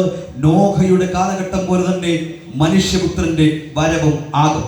നോഹയുടെ കാലഘട്ടത്തിന്റെ 5-ാമത് പ്രത്യേകത മനുഷ്യരുടെ ദുഷ്ടത വലുതെന്ന് ദൈവം കണ്ടു. ഈ കാലഘട്ടം നാം എടുത്ത് പരിശോധിച്ചാലും മനുഷ്യർ നീതിമാന്മാരായിക്കൊണ്ടിരിക്കുന്ന കാലഘട്ടമല്ല, മനുഷ്യർ ദുഷ്ടത പെരുകിക്കൊണ്ടിരിക്കുന്ന കാലഘട്ടം. അമ്മയപ്പന്മാരെ അനുസരിക്കാത്ത മക്കൾ കൂടിക്കൊണ്ടിരിക്കുന്ന കാലഘട്ടം. ഇങ്ങനെ ഒരു മകൻ എനിക്ക് പിറക്കാതിരുന്നു എങ്കിൽ കൊള്ളായിരുന്നു എന്ന് അമ്മമാർ കരയുന്ന കാലഘട്ടം. ഇങ്ങനെ ഒരു മകൾ എനിക്ക് ജനിക്കാതിരുന്നു എങ്കിൽ കൊള്ളായിരുന്നു എന്ന് അമ്മമാരും അപ്പന്മാരും ദുഃഖിക്കുന്ന കാലഘട്ടം. പഴയകാലത്ത് അപ്പന്മാരെയും അമ്മമാരെയും പുരോഹിതന്മാരെയും പാസ്റ്റർ ദൈവദാസന്മാരെയും അല്ലെങ്കിൽ അധ്യാപകരെയും ഭയപ്പെടുന്ന ഒരു തലമുറയുണ്ടായിരുന്നു. ഈ കാലഘട്ടം നാം എടുത്ത് പരിശോധിച്ചു കഴിഞ്ഞാൽ ദൈവത്തിന്റെ സ്വന്തം നാടെന്ന് അഭിമാനത്തോടെ പറയുന്ന ഈ കേരള സംസ്ഥാനം മാത്രമല്ല, ഈ തിരുവനന്തപുരം ജില്ലയെടുത്ത് നാം നോക്കുമ്പോൾ തന്നെ അപ്പന്മാരും അമ്മമാരും തലമുറയെ പേടിച്ചിരിക്കുന്ന, അല്ലെങ്കിൽ ഒന്നല്ലാതെ രണ്ടാമത് അവരെ ദേഷ്യപ്പെട്ട് വിളിച്ചാൽ അവൻ വാക്കത്തിയുമായി എന്റെ അടുക്കിലേക്ക് വന്ന് എന്നെ വെട്ടിക്കൊല്ലുമെന്നുള്ള ചിന്തയിലായിരിക്കുന്ന ഒത്തിരി അപ്പന്മാരും അമ്മമാരും പെരുകിക്കൊണ്ടിരിക്കുന്ന ഒരു കാലഘട്ടം. അതിന്റെ അർത്ഥം മനുഷ്യരുടെ ദുഷ്ടത ഏറ്റവും പെരുകിക്കൊണ്ടിരിക്കുന്ന കാലഘട്ടം. സ്തോത്രം. അതിലേക്ക് നമുക്ക് വരാം. റോമർക്ക് ലേഖനം 1:29 വാക്യം വായിക്കുമ്പോൾ ഈ കാലഘട്ടത്തിലെ മനുഷ്യരുടെ പ്രത്യേകതകൾ നമുക്കവിടെ വായിക്കുമ്പോൾ കാണുവാൻ കഴിയുന്നു. റോമർ 1:29 വാക്യം. റോമർക്ക് ലേഖനം 1:29 വാക്യം. അവർ സകല അനീതിയും നിറഞ്ഞവർ. ഈ കാലഘട്ടത്തിലെ വ്യക്തിയുടെ കാര്യങ്ങളെ വായിച്ചു കേൾക്കുന്നത് ഒന്ന്, സകല അനീതിയും നിറഞ്ഞവർ, ദുഷ്ടതയും അത്യാഗ്രഹവും. ഇന്നത്തെ കുട്ടികൾക്ക് എന്തുണ്ട്? ദുർബുദ്ധി, നല്ല ബുദ്ധിയില്ല. ഇവിടുന്ന് തിരുവനന്തപുരം വരെ ബസ്സിൽ കയറിയിട്ട് പോയിട്ട് വരാൻ പറഞ്ഞാൽ അവർക്കറിയത്തില്ല. ഞാൻ എപ്പോഴും പറയാറുണ്ട്, ഈ ഭയപ്പെടേണ്ടതിനെ ഇന്നത്തെ തലമുറയ്ക്ക് ഭയമില്ല. ഭയപ്പെടാൻ പാടില്ലാത്തതിനെ ഇന്ന് തലമുറ പേടിക്കും. പറഞ്ഞുതരാം. ഇപ്പോൾ ഒരു പെൺകുട്ടി ഒരു ദിവസം അവധി വീടിനകത്തിരിക്കുകയാണ്. പെട്ടെന്ന് അടുക്കളയിൽ അമ്മ എന്തോ ജോലി ചെയ്തുകൊണ്ടിരിക്കുമ്പോൾ ആ പെൺകുട്ടി അമ്മേ എന്ന് പറഞ്ഞ് ഭയങ്കരമായിട്ട് വിളിക്കുന്നു.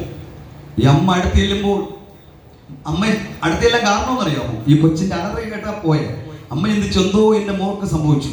ചെന്നപ്പോൾ ആ മോള് പറയുന്ന വാക്കെന്തറിയാമോ? ഞാൻ എന്തിനാ അലറിയെ? ആ പാറ്റയെ കണ്ടിട്ടാ പേടിച്ചത്. ഇന്നത്തെ പിള്ളേർക്ക് പാറ്റയെ കണ്ടാൽ പേടി. പണ്ടത്തെ പിള്ളേരാണെങ്കിൽ പാറ്റയെ കണ്ടാൽ നീ നിങ്ങളായി ഇവിടെ. പഴയ പിള്ളേരെങ്കിൽ പാറ്റയെ കണ്ട അതിനെ ചവിട്ടി നോക്കും, അതിന് ചിറവുകളൊക്കെ ഓരോന്നായിട്ട് ഊരി നോക്കും. എന്ത് കണ്ടാലും അതിനെ ഒന്ന് തൊട്ട് നോക്കും. ഇതാണ് പഴയ കാലഘട്ടം.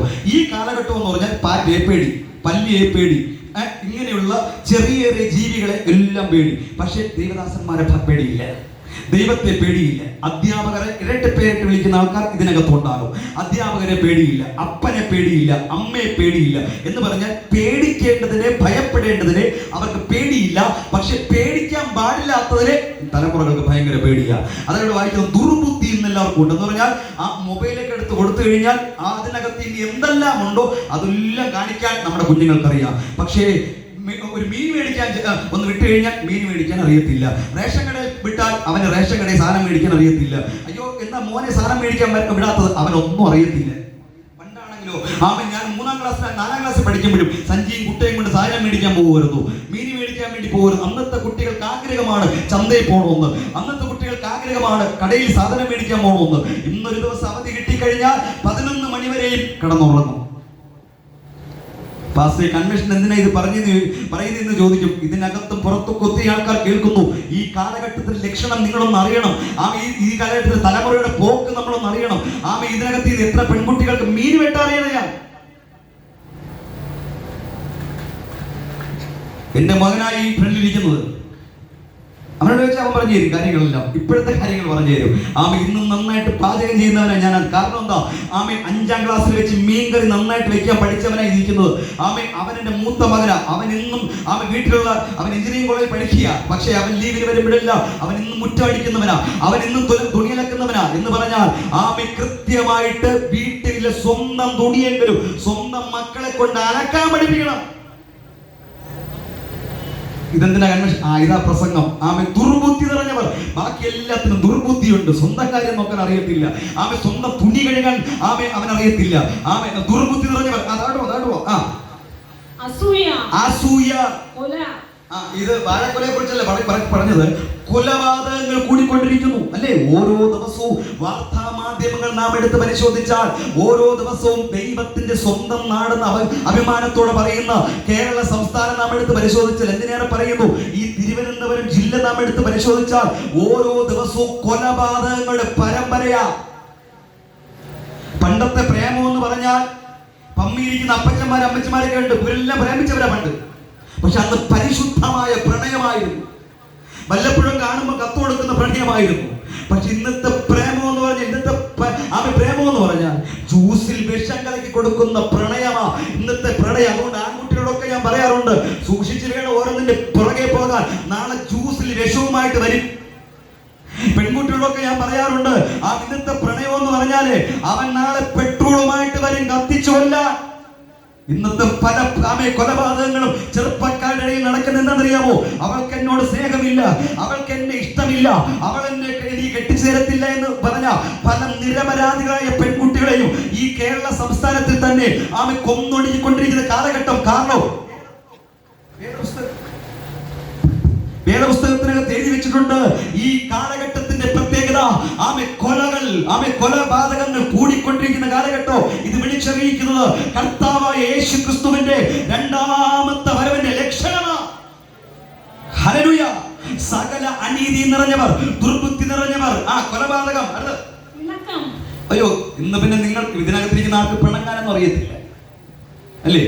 ചില ആൾക്കാരുണ്ട്, തലേ ദിവസം ടാറ്റ പറഞ്ഞ് സന്തോഷത്തോടെ വർത്തമാനം പറഞ്ഞ് വീട്ടിൽ പോയവരാ. പിറ്റേ ദിവസം കാണുമ്പോൾ ഈ മണ്ടയെല്ലാം കൂടെ കനത്തിരിക്കും. നമുക്ക് പോലും അറിയത്തില്ല ഇവർക്ക് എന്താ പറ്റിയെന്ന്. അതിന്റെ അർത്ഥം നിസാര കാര്യത്തിന് പിണങ്ങുന്നവർ ഇത് കൂടിക്കൊണ്ടിരിക്കുകയാണ്. അപ്പോൾ ഇങ്ങനെ പിണങ്ങുമ്പോൾ ഉടനെ ആ വ്യക്തിയെ നോക്കിയിട്ട് ഇങ്ങനെ പറയണം, ഇത് കർത്താവിന്റെ വരവിന്റെ ലക്ഷണമാണ്. ആമേ, സ്വത്രം പറഞ്ഞല്ലേ വരും. ആമേ, പത്രത്തിൽ ന്യൂസിൽ കൊലപാതകത്തിന്റെ വാർത്ത കേൾക്കുമ്പോൾ ഉടനെ പറയണം, ഇത് വെറുതെയല്ല, ഇത് വേദപുസ്തകത്തിന് എഴുതി വെച്ചിട്ടുണ്ട്. എന്റെ കർത്താവ് രണ്ടാമത് വരാൻ സമയമായി, അവന്റെ വരവിന്റെ ലക്ഷണമാണ്. അതുകൊണ്ട് ഞാൻ എന്താ ചെയ്യേണ്ടത്? ഈ ദേശത്തുള്ളവർ എന്താ ചെയ്യേണ്ടത്? ഇതിനകത്ത് വന്നിരിക്കുന്നവർ എന്താ ചെയ്യേണ്ടത്? കർത്താവിന്റെ വരവിന് വേണ്ടി ഒരുങ്ങണം.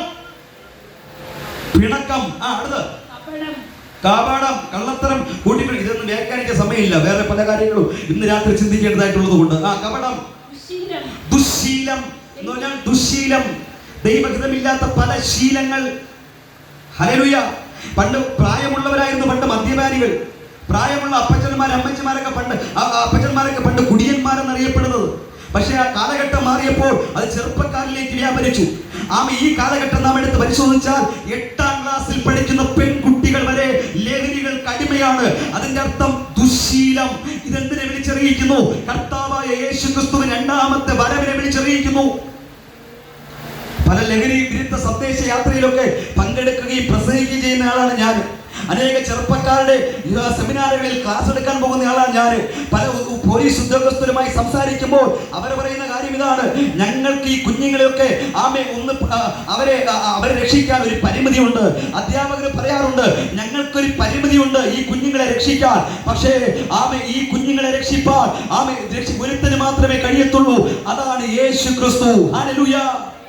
ഇന്ന് രാത്രി ഇതിനകത്തും പുറത്തുമൊക്കെ തലമുറകളെ ഓർത്ത് ഭാരപ്പെടുന്ന അമ്മമാരുണ്ട്, അപ്പന്മാരുണ്ട്. എന്റെ ഗതി ഇങ്ങനെയായല്ലോ എന്ന് ഭാരത്തോടെ ഇതിനകത്ത് വന്നിരിക്കുന്ന പ്രിയപ്പെട്ടവരുണ്ട്. പക്ഷെ ഇവിടെ വായിക്കുന്ന എന്താണ്? അവിടെ വായിക്കുന്ന ഇപ്പൊ വായിച്ച വാക്കെന്താണ്? ദുശ്ശീലം. എന്തെങ്കിലും ദുശ്ശീലം ഉണ്ടെങ്കിൽ അത് മാറ്റാൻ എന്റെ കർത്താവിന് കഴിയും. കരമീഴ്ത്തി കർത്താവിനെ സ്തുതിച്ച്. ഈ ദുശ്ശീലം അത് വിളിച്ചറിയിക്കുന്നത് കർത്താവായ യേശു ക്രിസ്തുവിന്റെ ലക്ഷണമാണ്. വരവിന്റെ തിങ്ങിയവർ, ഈ ഉരുളക്കാർ, ഈ ഏഷണി എന്ന് പറയുന്നത് കേട്ടുണ്ടോ? നമ്മളാരും കേട്ടില്ല. ഈ നുണ എന്ന് പറയും. പണ്ട് നുണച്ചിപ്പാറിന് അമ്മച്ചി ഉണ്ടായിരുന്നു. അമ്മച്ചിയുടെ പേരെന്താണെന്ന് പറഞ്ഞ് നുണച്ചിപ്പാറ്. ഈ അമ്മച്ചിക്ക് ഒരു പ്രത്യേകതയുണ്ട്. ഈ അമ്മച്ചിയുടെ വീടിന്റെ അടുത്ത് ആരെങ്കിലും ഒരു പെൺകുട്ടിയെ കല്യാണം കഴിച്ചുകൊണ്ട് വന്നാൽ ഒരു ദിവസം ആ ഭർത്താവ് ഇല്ലാത്ത സമയത്ത് ആ പെൺകുട്ടി അമ്മച്ചി അടുക്കൽ വിളിച്ചിട്ട് ഇങ്ങനെ പറയും, എടീ നിന്നെ കെട്ടി അവനുണ്ടല്ലോ, അവൻ ഇങ്ങനെയൊക്കെ നടന്നതാണ് എന്ന് പറഞ്ഞങ്ങ് വിടും. അന്ന് മുതൽ ആ കുടുംബത്തിൽ പ്രശ്നം ഉണ്ടാകും. ഒരു പെൺകുട്ടിയെ ഈ ദേശത്ത് നിന്ന് അങ്ങോട്ട് കല്യാണം കഴിച്ചോണ്ട് പോയെന്നിരിക്കട്ടെ, അവർ വിരുന്നിന് വരുന്ന ദിവസം ആ ചെറുപ്പക്കാരനെ അടുക്കലേക്ക് വിളിക്കും. എന്നിട്ട് പറയും, ഇവളുണ്ടല്ലോ, ഇവള് ശരിയല്ല, അവൾ അങ്ങനെയൊക്കെ നടന്നതാണെന്ന് പറയും. അന്ന് മുതൽ അവിടെയും പ്രശ്നം ആരംഭിക്കും. പക്ഷേ ഈ അമ്മച്ചിയുടെ വീടിന്റെ അടുത്ത് പ്രാർത്ഥിക്കുന്ന ഒരു കുടുംബം ഉണ്ടായിരുന്നു. ഈ കുടുംബത്തെ ഈ അമ്മച്ചി എന്തൊക്കെ പറഞ്ഞിട്ടും എത്ര നുണപ്രചരണം നടത്തിയിട്ടും അവരെ തെറ്റിക്കാൻ കഴിയില്ലായിരുന്നു. ഒരു ദിവസം ഭയങ്കര ബുദ്ധിയാണ് ഈ അമ്മച്ചി. സന്ധ്യാസമയം പ്രാർത്ഥനയൊക്കെ കഴിഞ്ഞ് ആ ഭാര്യയും ഭർത്താവുമായി ഭക്ഷണം കഴിച്ചുകൊണ്ടിരിക്കുമ്പോൾ ഈ അമ്മച്ചി പുറത്ത് വന്നിട്ട് വാതിൽക്കൽ വന്നിട്ട് വിളിക്കുക, ഇടി സൂസന്നെ. ഉടനെ ഭർത്താവ് പറയുന്നത്, അമ്മച്ചി ഒന്ന് വിളിക്കുന്നു, എന്താണെന്ന് ചോദിച്ചേ. അമ്മച്ചിയോട് അവിടെ നിന്ന് ചോദിച്ചു, അമ്മച്ചി എന്താ ഇങ്ങോട്ട് ഇറങ്ങി ഒരു കാര്യം പറയത്. ഭർത്താവ് അകത്ത് കഴിച്ചുകൊണ്ടിരിക്കുന്നു. ഭാര്യ അവിടെ നിന്നിട്ട് അങ്ങ് അടുത്ത് ചെല്ലുമ്പോൾ അമ്മച്ചി പറയും, ഇങ്ങോട്ട് ഇറങ്ങി വാ, ഞാൻ പറയട്ടെ എന്ന് പറഞ്ഞു. ഭാര്യ അങ്ങ് ഇറങ്ങിച്ചു. അമ്മച്ചി ചെവിയിൽ ഇങ്ങനെ പറഞ്ഞു, ആരോടും പറയരുത്. ഇത് പറഞ്ഞ് അമ്മച്ചി തിരിച്ചുപോയി. ഭാര്യ തിരിച്ചു കയറി വരുമ്പോൾ ഭർത്താവ് ചോദിക്കുക, അമ്മച്ചി എന്താ പറഞ്ഞേ? ആരോടും പറയില്ലെന്ന് പറഞ്ഞു. അമ്മച്ചി എന്താ പറഞ്ഞേ? ആരോടും പറയില്ലെന്ന് പറഞ്ഞേ. ഇത്രയും നാൾ ഞാൻ നിന്നെ വല്ല മറച്ചു വെച്ചിട്ടുണ്ടോ? ഇത്രയും കാലം നമ്മൾ തമ്മിൽ എന്തെങ്കിലും മറയുണ്ടോ? അയ്യോ മനുഷ്യ, അമ്മച്ചി പറഞ്ഞത് ആരോടും പറയില്ലെന്ന് പറഞ്ഞേ. എടീ, എന്നോട് നിനക്ക് പറഞ്ഞൂടെ? ഞാൻ എന്തെങ്കിലും നിന്നോട് മറച്ചു വെച്ചോ? അമ്മച്ചി പറഞ്ഞത് ആരോടും പറയില്ലെന്ന. അന്നവിടെ പ്രശ്നമായി. സ്തോത്രം. ഇതുപോലെ നുണച്ചിപ്പാറുകളുണ്ട്. സൂക്ഷിച്ചോണം. സഭകൾക്കകത്തുണ്ട് എന്ന് പറഞ്ഞാൽ ചില ആൾക്കാർക്ക് അതൊരു ഹോബിയാണ്. ഇവിടെ കേൾക്കുന്ന കാര്യം കുറച്ചും കൂടെ കയ്യിൽ നിന്നിട്ട് അപ്പുറത്ത് എന്ന് പറയും. അവിടെ കേൾക്കുന്ന കാര്യം കുറച്ചും കൂടെ കയ്യിൽ നിന്നിട്ട് അപ്പുറത്ത് എന്ന് പറയും. ഇതൊക്കെ വിളിച്ചറിയിക്കുന്ന എന്താണെന്ന് അറിയാമോ? നമ്മൾ ചെയ്യാത്ത കാര്യം നമ്മൾ ചെയ്തു എന്ന് പറഞ്ഞ് ആരെങ്കിലും നമ്മെ കുറിച്ച് പറയുന്നില്ലെങ്കിൽ അത് കേട്ട് നീ ആരെയും ദുഃഖിക്കേണ്ട കാര്യമില്ല. ഉടനെ നീ പറയണം, ഇത് കർത്താവായ യേശു ക്രിസ്തുവിന്റെ രണ്ടാമത്തെ വരവിന്റെ ലക്ഷണമാണ്. കുരുളക്കാരും ക്ഷണിക്കാരും ഇനി കുറയത്തില്ല, അത് കൂടുകയുള്ളൂ. സ്തോത്രം. പണ്ട് സഭകളിലൊന്നും ഇല്ലായിരുന്നു. അന്ന് ആരാധിക്കാൻ വേണ്ടിയ സഭയിൽ വിശ്വാസികൾ വന്നുകൊണ്ടിരുന്നത്. ഇന്ന് നുണ പറയാൻ വേണ്ടി വരുന്ന ആൾക്കാരുണ്ട്. അതിന്റെ അർത്ഥം ഇതെല്ലാം വിളിച്ചറിയിക്കുന്നത് കർത്താവായ യേശു ക്രിസ്തുവിന്റെ രണ്ടാമത്തെ വരവിന്റെ ലക്ഷണമാണ്. അടുത്തത് ദൈവദേശികൾ. ഇന്നത്തെ തലമുറയെ അല്ലെങ്കിൽ ഇന്നത്തെ വ്യക്തികളെ ഒരു കാലത്ത് ആരാധിച്ചുകൊണ്ടിരുന്നവർ തന്നെ ദൈവത്തെ ദേശിച്ച് ദൈവമില്ല എന്ന് പറഞ്ഞുകൊണ്ട് നടക്കുന്ന ഒരു കാലഘട്ടം. ദൈവത്തെ നിഷേധിക്കുന്നവർ. അടുത്ത് നിഷ്ഠൂരന്മാർ, ഗർഭിഷ്ഠന്മാർ. അടുത്ത് ആത്മപ്രശംസക്കാർ, പുതുദോഷം സങ്കല്പിക്കുന്നവർ. തലമുറകൾ മാതാപിതാക്കന്മാരെ അനുസരിക്കാത്തവർ. അടുത്ത് ബുദ്ധിഹീനർ. ഇന്നത്തെ തലമുറ നിയമലംഘികളാണ്. ഹെൽമെറ്റ് വെക്കണമെന്ന് പറഞ്ഞാൽ അവൻ ഹെൽമെറ്റ് ചെയ്യത്തില്ല. ബൈക്കിൽ 2 ഗ്ലാസ് വേണമെന്ന് പറഞ്ഞാൽ ബൈക്ക് മേടിച്ച ഉടനെ അത് ഊരിക്കളയും. കണ്ടില്ലേ? ബൈക്ക് മേടിച്ച ഉടനെ അത് എന്ത് ചെയ്യും? ഊരിക്കളയും. അടുത്ത് അത് സൈലൻസർ എക്സ്ട്രാ ഫിറ്റ് ചെയ്യില്ലെന്ന് പറഞ്ഞാൽ അവൻ ഊരും. അതിനകത്ത് ഭയങ്കര ശബ്ദമുള്ള സാധനം ഫിറ്റ് ചെയ്യും. നിയമലംഘികൾ എന്ന് പറഞ്ഞാൽ എന്താണോ ഗവൺമെന്റ് ഒരു നിയമം വെച്ചിരിക്കുന്നോ അതിന് ഓപ്പോസിറ്റ് ചെയ്യുന്ന തലമുറകൾ പെരുകിക്കൊണ്ടിരിക്കുകയാണ്. ഹല്ലേലൂയ. നിയമലംഘികൾ എന്ന് പറഞ്ഞാൽ ക്യാമറയുടെ മുൻപിൽ വരുമ്പോൾ ഇവന്മാര് കാണിക്കുന്ന കോപ്രായം കാണണം. ചിലപ്പോൾ 3 നോക്കി ഇരിക്കും. ക്യാമറയുടെ മുമ്പിൽ വരുമ്പോൾ ഞാനൊക്കെ കാണുന്ന കാഴ്ച, ബാക്കിൽ ഇരിക്കുന്നവൻ 2 നമ്പർ പ്ലേറ്റ് അത് അടിക്കല്ലേ എന്ന് പറയാം. മണ്ടൻ. സ്വന്തം ഫ്രണ്ടിൽ വരുമ്പോൾ ഈ കമന്നിങ്ങനെ കിടക്കുന്ന കാണാം. അതിന്റെ അർത്ഥം ഹെൽമെറ്റ് വെക്കാൻ അവന് പറ്റത്തില്ല. നിയമലംഘികൾ കൂടിക്കൊണ്ടിരിക്കുന്നു. അമ്മയപ്പന്മാരെ വിളിക്കാറില്ലേ, എടാ ഹെൽമെറ്റ് വെക്കടാ, എടാ ഹെൽമെറ്റ് വെക്കടാ, അത് ഗ്ലാസ് ഫിറ്റ് ചെയ്യടാ, ലൈറ്റ് ഫിറ്റ് ചെയ്യടാ, ഹോണ് അല്ലെങ്കിൽ അതിനെ കറക്റ്റായിട്ട് ഒരു ബൈക്കായിട്ട് കൊണ്ടുനടക്കുക. അവനത് പറ്റത്തില്ല. കാരണം ഇന്നത്തെ ഈ കാലഘട്ടം വിളിച്ചറിയിക്കുന്നത് കർത്താവായ യേശു ക്രിസ്തു രണ്ടാമത്തെ വരവിന്റെ ലക്ഷണം നിയമങ്ങൾ ലംഘിക്കുന്നവർ കൂടിക്കൊണ്ടിരിക്കുന്ന ഒരു കാലഘട്ടം. Praise the Lord. ഇതിനേറെ പറയുന്നു, പണ്ടൊക്കെ തലമുടി വെട്ടിയില്ലെങ്കിൽ അപ്പനും അമ്മയും വരടാ പേരുണ്ടാകൂടാ, തലമുടി വെട്ടെന്ന് പറയും. അതിന്റെ പണ്ടങ്ങനെയല്ലേ? ഇന്നത്തെ തലമുറ നോക്കിയാൽ സത്യസായി ഭാവയെ പോലെ ഇരിക്കുന്നത് ആ പേരല്ല, അതിനകത്ത് പല്ലിയിരുന്നാൽ പോലും അവനറിയത്തില്ല. പിന്നെ ഇവിടെ ഒരു മുക്കിൽ പോലെ ഇവിടെ ഒരു സാധനം കാണും. പണ്ട് പാന്റിലോ നിക്കറിലോ ഒരു ചെറിയൊരു ദൂരം ഉണ്ടെങ്കിൽ ഇടാൻ നാണക്കേടാ. ഇന്നത്തെ തലമുറ എന്ന് പറഞ്ഞാൽ കീറാത്തതിനെ കൂടെ കല്ലിൽ കൊണ്ടുവച്ച് ഓരച്ച് കീറും എന്ന് പറഞ്ഞാൽ ലജ്ജയായതിൽ അവർക്ക് മാനം തോന്നുന്ന ഒരു കാലഘട്ടം. ഇതൊക്കെ വിളിച്ചറിയിക്കുന്നത്. ഒരിക്കൽ ഞാൻ ഒരു പെട്രോൾ പമ്പിൽ ഇങ്ങനെ പെട്രോൾ അടിച്ചുകൊണ്ടിരുന്നപ്പോൾ ഓപ്പോസിറ്റ് ഒരു ചെറുപ്പക്കാരൻ പെട്രോൾ അടിക്കാൻ വന്നു. അവൻ ഇവിടെ ഒന്നുമില്ല. അപ്പൊ ഞാൻ എന്റെ ഭാര്യയോട് പറഞ്ഞു, ഇവന് നാണമില്ലേ? ഇവന്മാർക്ക് തുണിയെടുക്കാൻ വേണ്ടി കടയിൽ ചെന്ന് കഴിഞ്ഞാൽ മുഴുവന് കീറിയതാ കിടക്കുന്നത്. സ്തോത്രം, സ്തോത്രം. നിയമലംഘികൾ എന്ന് പറഞ്ഞാൽ ബൈബിളിലുള്ള നിയമം പോലും ലംഘിക്കുന്ന ആൺകുട്ടികളുമുണ്ട്, പെൺകുട്ടികളുമുണ്ട്. സഭായോഗത്തിൽ വന്നിങ്ങനെ മൗനമായിട്ട് ഒന്നും അറിയാത്ത പോലെ ഇരിക്കുന്നതൊന്നും നോക്കിയിട്ട് കാര്യമില്ല. ഇതൊക്കെ വിളിച്ചറിയിക്കുന്നത് കർത്താവായ യേശു ക്രിസ്തുവിന്റെ രണ്ടാമത്തെ വരവ് വാതിൽക്കൽ എത്തി നിൽക്കുകയാണ്. ആമേൻ. കരകൊട്ടി കർത്താവിനെ സ്തുതിച്ച് ഇങ്ങനെയുള്ള കോപ്രായങ്ങളുടെ പുറകെ പോകാൻ കുറെ ഞാനൂരുള്ളൂ. ഏതെങ്കിലും നല്ലൊരു ഗവൺമെന്റ് ഓഫീസിൽ നിങ്ങൾ കയറി ചെല്ലേ, ഒരു ബാങ്കിൽ ചെന്ന് കയറിയേ, അവിടെ കീറിയ ബാൻഡ് വിട്ട് ഇങ്ങനെയുള്ള മുടിയും വെച്ചോണ്ട് അവിടെ മാറിയിരിക്കുന്നത് കണ്ടിട്ടുണ്ടോ? ഏതെങ്കിലും SI അങ്ങനെ ഇരിക്കുന്നത് കണ്ടിട്ടുണ്ടോ? ഏതെങ്കിലും നല്ല സ്റ്റാൻഡേർഡ് ഓഫീസുകളിലോ നല്ല കമ്പനികളിലോ അങ്ങനെ ഇരിക്കുന്ന ആരെയും കണ്ടിട്ടുണ്ടോ? ഇല്ല. ഏതെങ്കിലും ഫിലിമിൽ ഏതെങ്കിലും പൈസയും മേടിച്ച് ആരെങ്കിലും അഭിനയിക്കാൻ ഇങ്ങനെയുള്ള ഏതെങ്കിലും ഡ്രസ്സോ കോലത്തിലോ അഭിനയിക്കുമ്പോൾ അവരെ അനുകരിക്കുന്ന തലമുറകൾ നിന്ന് കൂടിക്കൊണ്ടിരിക്കുകയാണ്. ലജ്ജയായതിൽ അവർക്ക് മാനം തോന്നുന്നു. നിയമലംഘികൾ. അടുത്ത് വാത്സല്യം സ്നേഹിക്കാൻ അറിയത്തില്ല. ഇന്നത്തെ കുഞ്ഞുങ്ങളെ നിങ്ങൾ നോക്കിയേ, മരണ വീട്ടിൽ വിളിച്ച വരത്തില്ല. വരൂ, ബന്ധുക്കളുടെ വീട്ടിൽ വിളിച്ച വരത്തില്ല. ഇന്നത്തെ കുഞ്ഞു പണ്ടൊക്കെ ഞങ്ങൾ അവധി കിട്ടിയാൽ ഒരു ദിവസം മാമന്റെ വീട്ടിൽ പോകും, ഒരു ദിവസം കുഞ്ഞമ്മയുടെ വീട്ടിൽ പോകും, ഒരു ദിവസം വലിയപ്പച്ചന്റെ വീട്ടിൽ പോകും. അവൻ അങ്ങ് പോകുകയാണ്. ഇങ്ങനെ അവിടെ തങ്ങിയില്ലെങ്കിലും നമുക്കറിയാം അവിടെ മാമന്റെ വീട്, അവിടെ കൊച്ചിന്റെ വീട്, അവിടെ വലിയപ്പച്ചന്റെ വീട്, അവിടെ ഇന്നയാളുടെ വീട്, ഇത് നമുക്കറിയാം. പക്ഷേ ഇന്നത്തെ തലമുറ, എന്റെ മക്കളടക്കം ഞാൻ പറയുകയാണ്, ഇന്നത്തെ തലമുറയ്ക്ക് നമ്മളെ അല്ലാതെ ഒറ്റയാണെന്ന് അറിയത്തില്ല. അറിയാം, അവനറിയാം രാവിലെ മുതൽ വൈകിട്ട് വരെ ഈ സാധനം എടുത്ത് വെച്ച് ഉരച്ചോണ്ടിരിക്കുന്നത് എന്തറിയാം.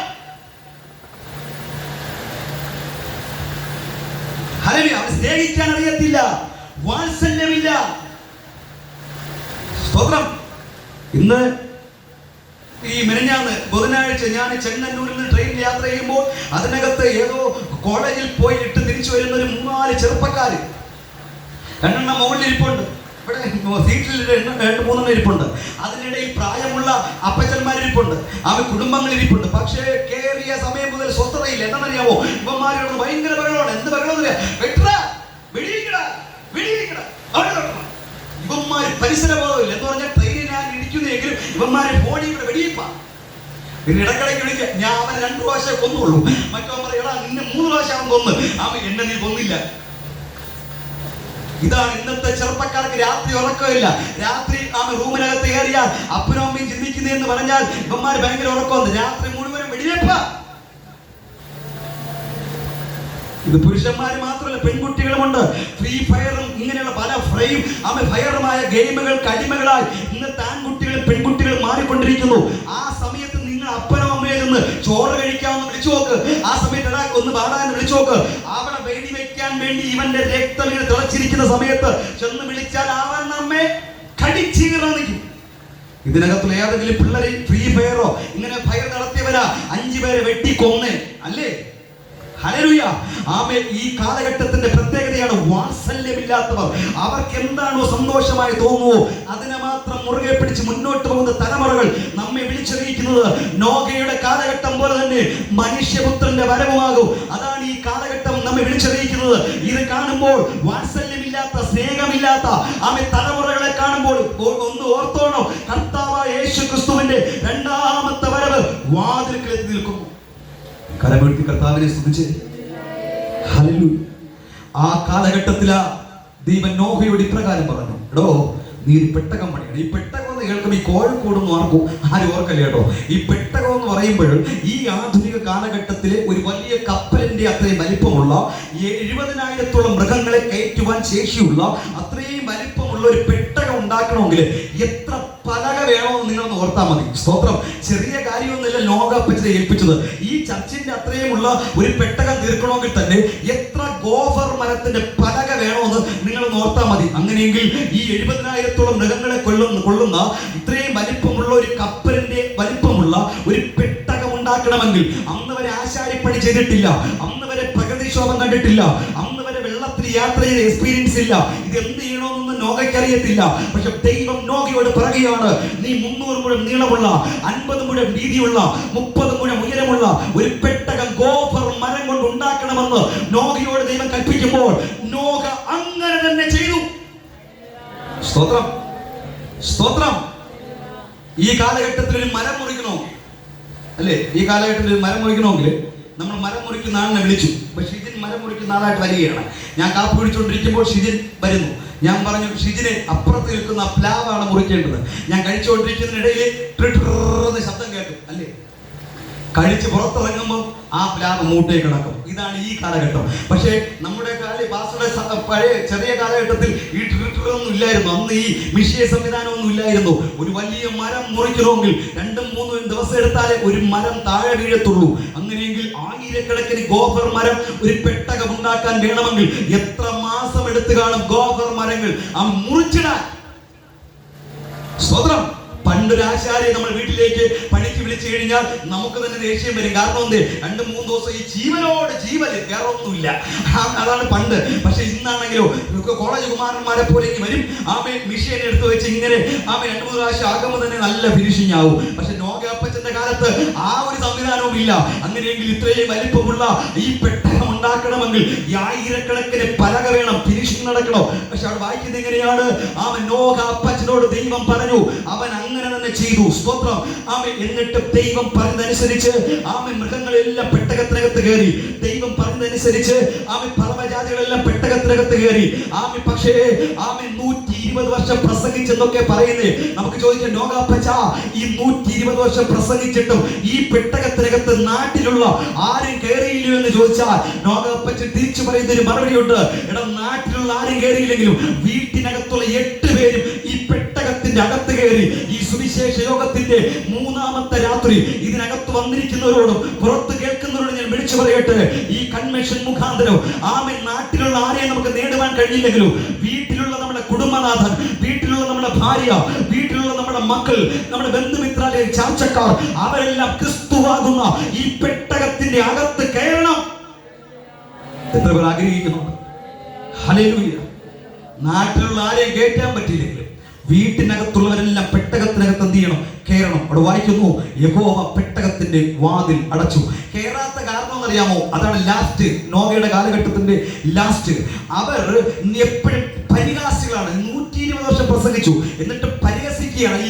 അന്ന് വരെ മഴ പെയ്തിട്ടില്ല. ആര് പറഞ്ഞു ജലപ്രളയം ഉണ്ടാകുമെന്ന്? ആര് പറഞ്ഞു ജലപ്രളയം ഉണ്ടാകുമെന്ന്? ആര് പറഞ്ഞു മഴ പെയ്യുമെന്ന്? ഇദ്ദേഹത്തിന് വട്ടാണ് ഈ പെട്ടകം ഉണ്ടാക്കാൻ എന്നൊക്കെ പറഞ്ഞ് പരിഹാസികൾ കൂടിക്കൊണ്ടിരുന്ന ഒരു കാലഘട്ടം, നെഗറ്റീവ് ചിന്തയുള്ള ആൾക്കാരുള്ള ഒരു കാലഘട്ടമായിരുന്നു നോഗയുടെ കാലഘട്ടം. ഈ കാലഘട്ടവും മതിയായിരുന്നു. സ്തോത്രം. ഈ കാലഘട്ടം അങ്ങനെയല്ലയോ? ഇതുപോലെ പ്രസംഗമൊക്കെ കേൾക്കുമ്പോൾ, ഇതുപോലെ സുവിശേഷവും നടക്കുമ്പോൾ, ഇത് വയറ്റിപ്പിഴപ്പിന്റെ മാർഗമാണ്. ഒരു കൂട്ടം ഉപദേശിമാർക്ക് വേറെ തൊഴിലൊന്നും ഇല്ലാതെ ഇങ്ങനെ കിടന്ന് ഇങ്ങനെ തൊണ്ട കീറി പ്രസംഗിക്കുന്നൊക്കെ പറഞ്ഞ് നെഗറ്റീവ് പറയുന്ന പരിഹാസികളായിരിക്കുന്ന ഒത്തിരി ആൾക്കാർ കൂടിക്കൊണ്ടിരിക്കുന്ന കാലഘട്ടം. ടിവിയിൽ കൂടെ പ്രസംഗം കേൾക്കുന്നുണ്ട്, അല്ലെ പത്രങ്ങളിൽ കൂടെ സുവിശേഷം വരുന്നുണ്ട്, കവലയിൽ നിന്ന് പ്രസംഗം കേൾക്കുന്നുണ്ട്. എന്തെല്ലാം എവിടെ കൂടെ കേട്ടാലും മാനസാന്തരപ്പെടാത്ത ആയിരങ്ങളെ ഈ ദേശത്തും കാണുവാൻ കഴിയുന്നു. അതിന്റെ അർത്ഥം നോഗയുടെ കാലഘട്ടം പോലെ തന്നെ മനുഷ്യപുത്രന്റെ വരവുമാകും. ഇതൊക്കെ കാണുമ്പോൾ നിങ്ങൾ 10 പേര് ഒരാളിനെ 10 പ്രാവശ്യം വിളിച്ചിട്ട് മാനസാന്തരപ്പെട്ടില്ലെങ്കിൽ ഉടനെ ഓർത്തോണം, ഇത് കർത്താവായ യേശു ക്രിസ്തുവിന്റെ വരവിന്റെ ലക്ഷണമാണ്. കരവീഴ്ത്തി കർത്താവിനെ സ്തുതിച്ച്. അടുത്തത്, രണ്ടാമത് ദൈവം പരിചയപ്പെടുത്തുന്നത് ലോത്തിനെയാണ്. ലൂക്കോസ് 17:28 നമ്മൾ വായിച്ചു, ലോത്തിന്റെ കാലഘട്ടം പോലെ തന്നെ മനുഷ്യപുത്രന്റെ വരവുമാകും. വായിക്കാം ലോത്തിന്റെ കാലത്തെ കുറിച്ച്. ഉൽപ്പത്തി പുസ്തകം 19-ാം അധ്യായം അതിന്റെ 1-ാമത്തെ വാക്യം. ഉൽപ്പത്തി പുസ്തകം 19-ാം അധ്യായം അതിന്റെ 1-ാമത്തെ വാക്യം. ആ 2 ദൂതന്മാർ വൈകുന്നേരത്ത് സോദോമിലെത്തി. ലോത്ത് സോദോം പട്ടണവാതിൽക്കൽ ഇരിക്കുകയായിരുന്നു. അവരെ കണ്ടിട്ട് ലോത്ത് എഴുന്നേറ്റ് എതിരേക്ക് ചെന്നു, നിലം വരെ കുനിഞ്ഞു നമസ്കരിച്ചു. ഹല്ലേലൂയ. 2, ലോത്തിന്റെ കാലഘട്ടം പോലെ തന്നെ മനുഷ്യപുത്രന്റെ വരവും ആകും. എന്താണ് ലോത്തിന്റെ കാലഘട്ടം? ലോത്ത് സോദോം ഗോമര എന്ന് പറയുന്ന പട്ടണം, ആ പട്ടണത്തിന്റെ വാതിൽക്കൽ പട്ടണത്തിന്റെ മൂപ്പനായിട്ടിരിക്കുകയാണ്. ആ മൂപ്പനായിട്ടിരിക്കുമ്പോൾ 2 പുരുഷന്മാർ, ദൂതന്മാരാണ്, 2 പുരുഷന്മാർ ഇതാ തന്നെ എതിരേറ്റ് വരുന്നൊരു കാഴ്ച ലോത്ത് കാണുകയാണ്. ഇത് കണ്ട മാത്രമേ തന്നെ ലോത്ത് എഴുന്നേറ്റിട്ട് നിലം വരെ കുനിഞ്ഞ് ആര് നമസ്കരിച്ചു? വന്ന പുരുഷന്മാരെ നമസ്കരിച്ചു. ലോത്തിന്റെ കാലത്തിന്റെ 1-ാമത് പ്രത്യേകത, ദൈവത്തെ നമസ്കരിക്കുന്ന ഒരു ലോത്ത് അന്നുണ്ടായിരുന്നത് പോലെ ഇത്രയും പാപം പെരുകുന്നതിന്റെ ഇടയിലും ദൈവത്തെ ആരാധിക്കുന്ന, ദൈവത്തെ നമസ്കരിക്കുന്ന, ദൈവത്തിന്റെ കൽപ്പനകളെ തിരസ്കരിക്കാത്ത, ദൈവത്തിന്റെ വചനത്തെ മുറുകെ പിടിക്കുന്ന, ഇതിനകത്തിരിക്കുന്നത് പോലെയുള്ള ഒത്തിരി ദൈവമക്കൾ ഇന്നുള്ളത്. ലോത്തിനെ പോലെയുള്ളവർ ഇന്നും ഉള്ളത് കൊണ്ടാ. ആമേൻ. സ്വന്തം പറയുന്നില്ല. ലോത്ത് നിലം വരെ എന്ത് ചെയ്തു? കുനിഞ്ഞു. ഇനി ആ കാലഘട്ടത്തിന്റെ പ്രത്യേകത പറയാൻ പോവുകയാണ്. 2-ാമത് പ്രത്യേകത വാക്യം 4. അവിടെ വായിക്കുന്നത് എങ്ങനെയാണ്? ഈ രണ്ട് പുരുഷന്മാരെ ഈ ലോത്ത് വീട്ടിനകത്തേക്ക് കൂട്ടിക്കൊണ്ടുപോയി. അവർ ഉറങ്ങുവാൻ പോകും മുൻപേ എല്ലാവരും കേട്ടോടെ, ലോത്തിന്റെ കാലഘട്ടത്തിന്റെ പ്രത്യേകത ഇന്നത്തെ കാലഘട്ടവും അതുമായിട്ട് താരതമ്യം ചെയ്യാൻ പോവുകയാണ്. ഈ രണ്ട് പുരുഷന്മാർ ലോത്തിന്റെ ഭവനത്തിലേക്ക് വന്നു. അവർ ഉറങ്ങാൻ പോകും മുൻപ് സോദോം പട്ടണത്തിലെ പുരുഷന്മാർ സകല ഭാഗത്തു നിന്നും ആബാലവൃത്തം പുരുഷന്മാരും ആ കാലഘട്ടത്തിൽ ലോത്തിന്റെ വീട്ടിൽ എത്ര പേരാ വന്നേ? 2 പേര്. സ്ത്രീകളല്ല, പിന്നെ ആരാ വന്നേ? പുരുഷന്മാര്. ഈ 2 പുരുഷന്മാര് വീട്ടിനകത്തുണ്ട് എന്നറിഞ്ഞ് എത്ര പേരാ വന്നേ? ആബാലവൃത്തം പുരുഷന്മാരും ലോത്തിന്റെ വീട് വളഞ്ഞു. എന്തിനാ? ലോത്തിനെ അടിക്കാൻ വേണ്ടിയല്ല. അടുത്ത വാക്യം. അവർ ലോത്തിനെ വിളിച്ചു, ഈ രാത്രി നിന്റെ അടുക്കൽ വന്ന ആ പുരുഷന്മാരെവിടെ? എന്തിനാ? 4-ാം വാക്യം. അവരെ ഭോഗിക്കേണ്ടതിന് ഞങ്ങളുടെ അടുക്കൽ വിട്ടുതരിക. ഇങ്ങോട്ട് നോക്കിയേ, ലോത്തിന്റെ കാലഘട്ടത്തെ കുറിച്ച് പറയുക. എത്രത്തോളം പാപം പെരുകി എന്നുള്ള കാര്യം നമ്മൾ ഓർക്കണം. ഇതാ 2 പെൺകുട്ടികളല്ല, 2 പുരുഷന്മാർ ലോത്തിന്റെ വീട്ടിൽ ഗസ്റ്റ് ആയിട്ട് വന്നതാണ്. ആ പുരുഷന്മാരെ കണ്ടപ്പോൾ തന്നെ അവിടെയുള്ള ആബാലവൃത്തൻ പുരുഷന്മാരും വീട് വളഞ്ഞിട്ട് ലോത്തിനോട് പറയുക, ലോത്തേ, ആ പുരുഷന്മാർ 2 പേരെ ഇങ്ങോട്ട് ഇറക്കി വിട്. എന്തിനാ? ഞങ്ങൾക്ക് അവരോടുകൂടെ ഭോഗിക്കേണ്ടതിന്. ബാക്കി പൂരിപ്പിച്ചാ നിങ്ങളെ ആ കാലഘട്ടത്തിലെ പ്രത്യേകത. ഉടനെ ലോത്ത് എന്ന് പറയുന്നറിയാമോ? അയ്യോ, സുന്ദരിമാരായ 2 പുത്രിമാർ എനിക്കുണ്ട്, അവരെ നിങ്ങൾ എന്നെ എടുത്തോ, ശ്രദ്ധിച്ചോണോ. അങ്ങനെ വായിച്ചതായിട്ട് അടുക്കൽ പുറത്തേന്നു. സഹോദരന്മാരെ, ഇങ്ങനെ നിങ്ങൾ ദോഷം ചെയ്യല്ലേ. പുരുഷൻ തൊടാത്ത കന്യകമാരായ 2 പുത്രിമാർ എനിക്കുണ്ട്, അവരെ നിങ്ങൾക്ക് വിട്ടുതരാം. അപ്പന്റെ ഗതികേട് നോക്കി, അവരെ നിങ്ങൾക്ക് എന്ത് വേണോ ചെയ്യാൻ വിട്ടുതരാം. അപ്പോഴവന്മാര് പറഞ്ഞെന്നറിയാവോ? ഞങ്ങൾക്ക് പെൺകുട്ടികളല്ല വേണ്ടത്, ഞങ്ങൾക്ക് നിന്റെ മക്കളെയല്ല വേണ്ടത്. അവിടെ വന്ന് 2 സുന്ദരന്മാരായ പുരുഷന്മാരില്ലേ, അവരെ ഞങ്ങൾക്ക് ഭോഗിക്കേണ്ടതിന് വിട്ടുതരിക. ഈ കാലഘട്ടം ഇതാ, ആണിനെ കല്യാണം കഴിക്കുന്ന, ആണോട് അവലക്ഷണമായത് പ്രവർത്തിക്കുന്ന, പെണ്ണിനെ കല്യാണം കഴിക്കുന്ന ഒരു കാലഘട്ടത്തിലേക്ക് ഭാരതവും കേരളം ദൈവത്തിന്റെ സ്വന്തം നാടെന്ന് അഭിമാനത്തോടെ പറഞ്ഞുകൊണ്ടിരുന്ന കേരളവും മാറുന്നതിന്റെ കാരണം എന്ത്? ലോത്തിന്റെ കാലഘട്ടം പോലെ തന്നെ മനുഷ്യപുത്രന്റെ വരവുമാകും. സ്തോത്രം. അതാണ് ലോകത്തിന്റെ കാലഘട്ടം. അവർക്ക് പെൺകുട്ടികളെ വേണ്ട, സ്ത്രീകളെ വേണ്ട. അവിടെ വന്ന എല്ലാ പുരുഷന്മാർക്കും വേണ്ടത് അതിഥികളായി വന്ന ഈ 2 പുരുഷന്മാരെ. ഈ കാലഘട്ടം നാം എടുത്ത് പരിശോധിക്കുമ്പോൾ പുരുഷന്മാർ പുരുഷന്മാരും സ്ത്രീകളെയും കല്യാണം കഴിക്കുന്ന ഒരു കാലഘട്ടം.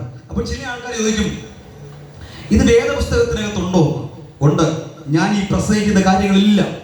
2025 വർഷത്തിന് മുൻപ് വേദപുസ്തകത്തിനകത്ത് എല്ലാം എഴുതിയിട്ടുണ്ട്. ആമേൻ. കരമെഴുത്തി കർത്താവിനെ ശ്രദ്ധിച്ച് റോമർക്ക് ലേഖനത്തിലേക്ക് നമുക്കൊന്ന് വരാം.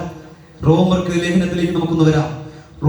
ലേഖനം 1-ാം അധ്യായം അതിന്റെ 21-ാം വാക്യം മുതൽ നമ്മൾ വായിക്കാൻ പോവുകയാണ്. അതിനു മുൻപ് ഞാനൊന്ന് പറയട്ടെ. ഹല്ലേലൂയ. 2004 നെതർലൻഡ് എന്ന് പറയുന്ന രാജ്യത്തിലാണ് ആദ്യ ഈ സ്വവർഗ വിഭാഗം ഉടലെടുത്തത്. 2004. അതിനുശേഷം ലോകത്തിലുള്ള മിക്ക രാജ്യങ്ങളിലും ഈ സ്വവർഗ വിഭാഗം അനുവദിച്ചു. നമ്മുടെ ഭാരതത്തിലും സ്വവർഗ വിഭാഗം അനുവദിച്ചു. 2 പെൺകുട്ടികൾ ഇടയ്ക്കിടയ്ക്ക് ടിവിയിലും മാധ്യമങ്ങളിലൊക്കെ പ്രത്യക്ഷപ്പെടാറുണ്ട്. കല്യാണം കഴിഞ്ഞവരാ. കൊല്ലത്ത്, എറണാകുളത്ത് 2 ആൺകുട്ടികൾ കല്യാണം കഴിച്ചു. ഇതൊക്കെ വാർത്തകളിൽ വന്നതാണ്. ഈ കൊല്ലം ജില്ലയിൽ 2 പെൺകുട്ടികൾ കല്യാണം കഴിച്ചു. എന്തിനേറെ പറയുന്നു, പത്രത്തിലും മാധ്യമങ്ങളിലും വെളിപ്പെടാത്ത ഈ തിരുവനന്തപുരം ജില്ലയിലും ഈ കാഞ്ഞിരംകുളത്ത് തന്നെ എത്രയോ ആൺകുട്ടികളും പെൺകുട്ടികളും തമ്മിൽ പ്രേമത്തിലായിരിക്കുന്ന ഒരു കാലഘട്ടമാണ് ഈ കാലഘട്ടം എന്ന് പറയുന്നത്. പക്ഷേ അത് അനുവദിക്കാത്ത ഒരൊറ്റ രാജ്യം മാത്രമേ ഉള്ളൂ, നൈജീരിയ. നൈജീരിയയുടെ പ്രത്യേകത എന്താണെന്ന് ചോദിച്ചാൽ അവിടെയാണ് ഉണർവ് നടന്നുകൊണ്ടിരിക്കുന്ന രാജ്യം. നൈജീരിയയുടെ പ്രസിഡന്റ് വരെ രക്ഷിക്കപ്പെട്ടവരാണ്. എത്ര ഒരു സ്തോത്രം പറയും. ഹല്ലേലൂയ. ആ നൈജീരിയയിൽ ഉണർവ് വ്യാപരിക്കുന്നുണ്ട്. നൈജീരിയൻ പ്രസിഡന്റ് വരെ ദൈവത്തെ ആരാധിക്കുന്ന രാജ്യമായതുകൊണ്ട് നൈജീരിയ പോയിട്ടുള്ള എല്ലാ രാജ്യങ്ങളിലും, ഇസ്രായേൽ തുടങ്ങി ഇന്ത്യ വരെയുള്ള എല്ലാ രാജ്യങ്ങളിലും സ്വവർഗ വിഭാഗം അനുവദിച്ചു. ചോദ്യം ഇതാ, ഈ സ്വവർഗ വിഭാഗം വരാനുള്ള കാരണം എന്ത്? അതിന്ന് ഈ ദേശത്തുള്ളവരെല്ലാം ശ്രദ്ധിച്ച് കേട്ടോളണം. അത് വായിക്കാൻ പോവുകയാണ്. ഞാൻ നേരത്തെ പറഞ്ഞു, ഒരു പെന്തക്കോസ്തിന്റെ ഉപദേശമല്ല ഈ പ്രസംഗിച്ചുകൊണ്ടിരിക്കുന്നത്. നിങ്ങൾ ദേശത്തുള്ളവരെല്ലാം ശ്രദ്ധിച്ച് കേൾക്കണം. അത് വായിച്ച് കേൾപ്പിക്കാൻ പോവുകയാണ്. റോമർക്കെഴുതിയ ലേഖനം 1:21 മുതൽ. അവർ ദൈവത്തെ അറിഞ്ഞിട്ടും അവന് ദൈവമെന്ന് ഓർത്ത് മഹത്വീകരിക്കുകയോ എന്ന് പറഞ്ഞാൽ ദൈവം ചെയ്ത ഉപകാരത്തിന് ദൈവത്തിന് മഹത്വം കൊടുക്കുകയോ ദൈവത്തിന് നന്ദി കാണിക്കുകയോ ചെയ്യാതെ തങ്ങളുടെ നിരൂപണങ്ങളിൽ അവർ ബദ്ധരായിക്കൊണ്ടിരിക്കുന്നു. അവരുടെ വിവേകമില്ലാത്ത ഹൃദയം ഇരുണ്ടുപോയി. ജ്ഞാനികളെന്ന് പറഞ്ഞ് അവർ മൂഢന്മാരായിക്കൊണ്ടിരിക്കുന്നു. ചില ആൾക്കാരോടൊക്കെ നമ്മൾ സംസാരിച്ചു കഴിഞ്ഞാൽ, ഞങ്ങൾ പണ്ട് മുതലേ ക്രിസ്ത്യാനിയാണ്, നീ ഇന്നലെയുടെ ക്രിസ്ത്യാനിയായത്, ഞങ്ങൾക്ക് ജ്ഞാനമുണ്ടെന്ന് പറഞ്ഞ് അറിവുണ്ടെന്ന് പറഞ്ഞ് വചനത്തെ തിരസ്കരിക്കുന്നവരെ കുറിച്ച് പറയുന്നത്. അവർ ജ്ഞാനികളെന്ന് പറഞ്ഞ് മൂഢന്മാരായി തീർന്നുകൊണ്ടിരിക്കുന്നു. അക്ഷയനായ ദൈവത്തിന്റെ തേജസ്സിനെ അവർ ക്ഷയമുള്ള മനുഷ്യർ എന്ന് പറഞ്ഞാൽ മനുഷ്യരെ ആരാധിക്കുന്നവർ ഇന്ന് ഭൂമിയിൽ മാത്രമല്ല ഈ കേരളത്തിൽ പെരുകിക്കൊണ്ടിരിക്കുന്നു. അക്ഷയനായ ദൈവത്തിന്റെ തേജസ്സിനെ ക്ഷയമുള്ള മനുഷ്യൻ, പക്ഷിയെ ആരാധിക്കുന്നവർ, നാലുകാലുള്ള മൃഗങ്ങളെ ആരാധിക്കുന്നവർ, പാമ്പിനെ ആരാധിക്കുന്നവർ എന്നിവയുടെ രൂപസാദൃശ്യമാക്കി മാറ്റിക്കളഞ്ഞു. സ്തുതികളെ, സ്വവർഗ വിഭാഗം ഈ ഭൂമിയിൽ വരാനുള്ള കാരണം എന്തേ? അതിന്റെ മറുപടിയായി പറഞ്ഞുകൊണ്ടിരിക്കുന്നത്, ദൈവത്തിന്റെ തേജസ്സിനെ അവർ മനുഷ്യർ, പക്ഷി, നാൽക്കാലി, ഇഴജാതി എന്നിവയുടെ സദൃശ്യമാക്കി കളഞ്ഞിട്ട് ഇന്ന് മനുഷ്യനെ, മൃഗത്തെ നോക്കിയിട്ട് പറയുക, മൃഗമേ നീയാണ് എന്റെ ദൈവം. പറവയെ നോക്കിയിട്ട് പറയുക, പക്ഷിയെ നോക്കിയിട്ട് പറയുക, അതാണ് എന്റെ ദൈവം. കല്ലിനെ എടുത്തിട്ട് പറയുക, അതാണ് എന്റെ ദൈവം. അല്ലേ? ഹല്ലി പാമ്പിനെ നോക്കിയിട്ട് പറയുക, അതാണ് ദൈവം. സൂര്യനെ നോക്കിയിട്ട് പറയുക, അതാണ് ദൈവം. അടുത്തത് ഇഴജാതി എന്നിവയുടെ രൂപസാദൃശ്യമാക്കി മാറ്റിക്കളഞ്ഞു. അതുകൊണ്ട് ദൈവം അവരുടെ തങ്ങളിലെ ഹൃദയങ്ങളിലെ മോഹങ്ങളെ സ്വന്തം ശരീരങ്ങളെ തമ്മിൽ അപമാനത്തെ ഏൽപ്പിച്ചു. ദൈവത്തിന്റെ സത്യം ഈ ദേശത്തുള്ളവരെല്ലാവരും പറയുക, ഈ കഴിഞ്ഞ 2 ദിവസവും ഇന്നും നാളെയും കേൾക്കുന്നത് സത്യവചനമെന്ന് എത്ര വിശ്വസിക്കുന്നു? ഞങ്ങൾ ഏതെങ്കിലും മതത്തിന്റെ പ്രഭാഷകരായിട്ടോ ഏതെങ്കിലും ക്രിസ്തീയ സംഘടനയുടെ പുസ്തകം വായിച്ച് അത് പ്രചരിപ്പിക്കുന്നവരോ അല്ല. സത്യവേദ പുസ്തകത്തിനകത്തുള്ള സത്യങ്ങൾ അക്ഷരം തെറ്റാതെ വായിച്ച് കേൾപ്പിച്ച് ഈ ദേശത്തോട് എന്തിനാ പ്രസംഗിക്കുന്നറിയാമോ? നാളെ നീ ഇത് കേട്ടിട്ടില്ല എന്ന് പറയരുത്. ഹല്ലേലൂയ. അവിടെ വായിക്കുന്നു, ദൈവത്തിന്റെ സത്യത്തെ അവർ വ്യാജമാക്കി കളഞ്ഞു എന്ന് പറഞ്ഞാൽ ഇതുപോലെയുള്ള സത്യ സുവിശേഷം കേൾക്കുമ്പോൾ ഇത് വ്യാജമാണ്, ഇത് കള്ളമാണ്, ഇത് ഇന്നലെ ഇറങ്ങിയതാണെന്നൊക്കെ പറഞ്ഞ് അവർ ദൈവത്തിന്റെ സത്യത്തെ വ്യാജമാക്കി കളയുന്നു. സൃഷ്ടിച്ചവനായ ദൈവത്തെക്കാൾ സൃഷ്ടിയെ അവർ ഭജിച്ച് ആരാധിക്കുന്നു എന്ന് പറഞ്ഞാൽ സൃഷ്ടാവായ ദൈവത്തെക്കാൾ സൃഷ്ടിയായ സൂര്യനെ ആരാധിക്കുന്നു, സൃഷ്ടാവായ ദൈവത്തെക്കാൾ സൃഷ്ടിയായ കല്ലിനെയും, സൃഷ്ടാവായ ദൈവത്തെക്കാൾ സൃഷ്ടിയായ മരത്തെയും, സൃഷ്ടാവായ ദൈവത്തെക്കാൾ സൃഷ്ടിയായ പലതിനെയും മനുഷ്യനെയും ആരാധിക്കുന്നവർ ഭൂമിയിൽ നിന്ന് പെരുകിക്കൊണ്ടിരിക്കുന്നു. സ്തോത്രം. പണ്ട് കബീർ എന്ന് പറയുന്ന ഒരു കവിയുണ്ട്, നമുക്കറിയാം. ആ കബീർ ഒരിക്കൽ തന്റെ വീട്ടിനകത്ത് നിറച്ചിങ്ങനെ വിഗ്രഹങ്ങൾ ഇരിക്കുകയാണ്. ആ വിഗ്രഹത്തിന്റെ അടുത്ത് നിന്നിട്ട് ഇങ്ങനെ പറഞ്ഞു, വിഗ്രഹങ്ങളെ, ഇത്രയും നാൾ നിങ്ങൾ എൻ്റെ വീട്ടിൽ നിന്നിട്ട് എനിക്കൊരു ഉപകാരം നിങ്ങൾ ചെയ്തിട്ടില്ല. പക്ഷേ എൻ്റെ അടുക്കളയിൽ കിടക്കുന്ന ആട്ടുകല്ല് എനിക്ക് ധാന്യമെങ്കിലും പൊടിച്ചു തരുന്നു. അതുകൊണ്ട് ഇന്ന് മുതൽ നിങ്ങളെയല്ല ഞാൻ ആരാധിക്കാൻ പോകുന്നത്, ആട്ടുകല്ലിനെയാണ്. അങ്ങനെ ഈ കബീർ എവിടെ ചെന്നു? ആട്ടുകല്ലിൻ്റെ അടുത്ത് ചെന്നു. ആട്ടുകല്ല്, ഞാൻ ഇന്ന് മുതൽ നിന്നെ ആരാധിക്കുകയാണ്. കാരണം എന്ത്? നീ എനിക്ക് ധാന്യമെങ്കിലും പൊടിച്ചു തരുന്നല്ലോ. അപ്പോൾ ആട്ടുകല്ല് പറയുക, അയ്യോ, എന്നെ അല്ല ആരാധിക്കേണ്ടത്, എന്നെ വെട്ടിയെടുത്തൊരു പാറയുണ്ട്, ആ പാറ എടുക്ക ചെന്ന് ആരാധിക്കാൻ പറഞ്ഞു. പാറ എടുക്ക ചെന്ന് പാറയെ നീ എനിക്ക് തന്നിരിക്കുന്ന ആട്ടുകല്ല് എനിക്ക് ധാന്യമൊക്കെ പൊടിച്ചു തരുന്നു, അതുകൊണ്ട് ഞാൻ നിന്നെ ഒന്ന് ആരാധിക്കട്ടെ. പാറ പറഞ്ഞൊരു മറുപടി ഉണ്ട്, എന്നെ അല്ല ആരാധിക്കേണ്ടത്, എന്നെ നിർമ്മിച്ചൊരു സർവശക്തനായ ദൈവമുണ്ട്, ആ ദൈവത്തെയാണ് നിങ്ങൾ ആരാധിക്കേണ്ടത്. ഇന്ന് രാത്രി ഈ ദേശത്തോടും ഇതിനകത്ത് വന്നിരിക്കുന്നവരോട് ഞാൻ പറയട്ടെ, സൃഷ്ടിയല്ല നമ്മൾ ആരാധിക്കേണ്ടത്, സൃഷ്ടാവായ ദൈവത്തെയാണ് നമ്മൾ ആരാധിക്കേണ്ടത്. എത്ര പേർ കരമേഴ്ത്തി കർത്താവിനെ സ്തുതിക്കോ? അവർ സൃഷ്ടാവിനെ ആരാധിച്ചു. അതുകൊണ്ട് ദൈവം എന്താണ് സ്വർഗ്ഗ വിഭാഗം എന്ന് എഴുതിയിട്ടുണ്ട്. അതുകൊണ്ട് ദൈവം ഇത്രയും കാര്യങ്ങൾ വായിച്ചില്ലെങ്കിൽ നിങ്ങൾക്ക് മനസ്സിലാകത്തില്ല. അതുകൊണ്ട് ദൈവം അവരെ അപമാന രാഗങ്ങൾക്ക് വേണ്ടി ഏൽപ്പിച്ചു എന്ന് പറഞ്ഞാൽ ഈ സ്വർഗ്ഗ വിഭാഗത്തിലേക്ക് ഏൽപ്പിച്ചതാരാ? സാത്താന്റെ പോരാട്ടമല്ല, മന്ത്രവാദ ശക്തിയുടെ പോരാട്ടമൊന്നുമല്ല. പാസ്റ്റർമാർ വന്ന് എത്ര ഉപയോഗിച്ചാൽ ഇത് മാറത്തില്ല. അത് മാറണമെങ്കിൽ നീ മാനസാന്തരപ്പെടണം.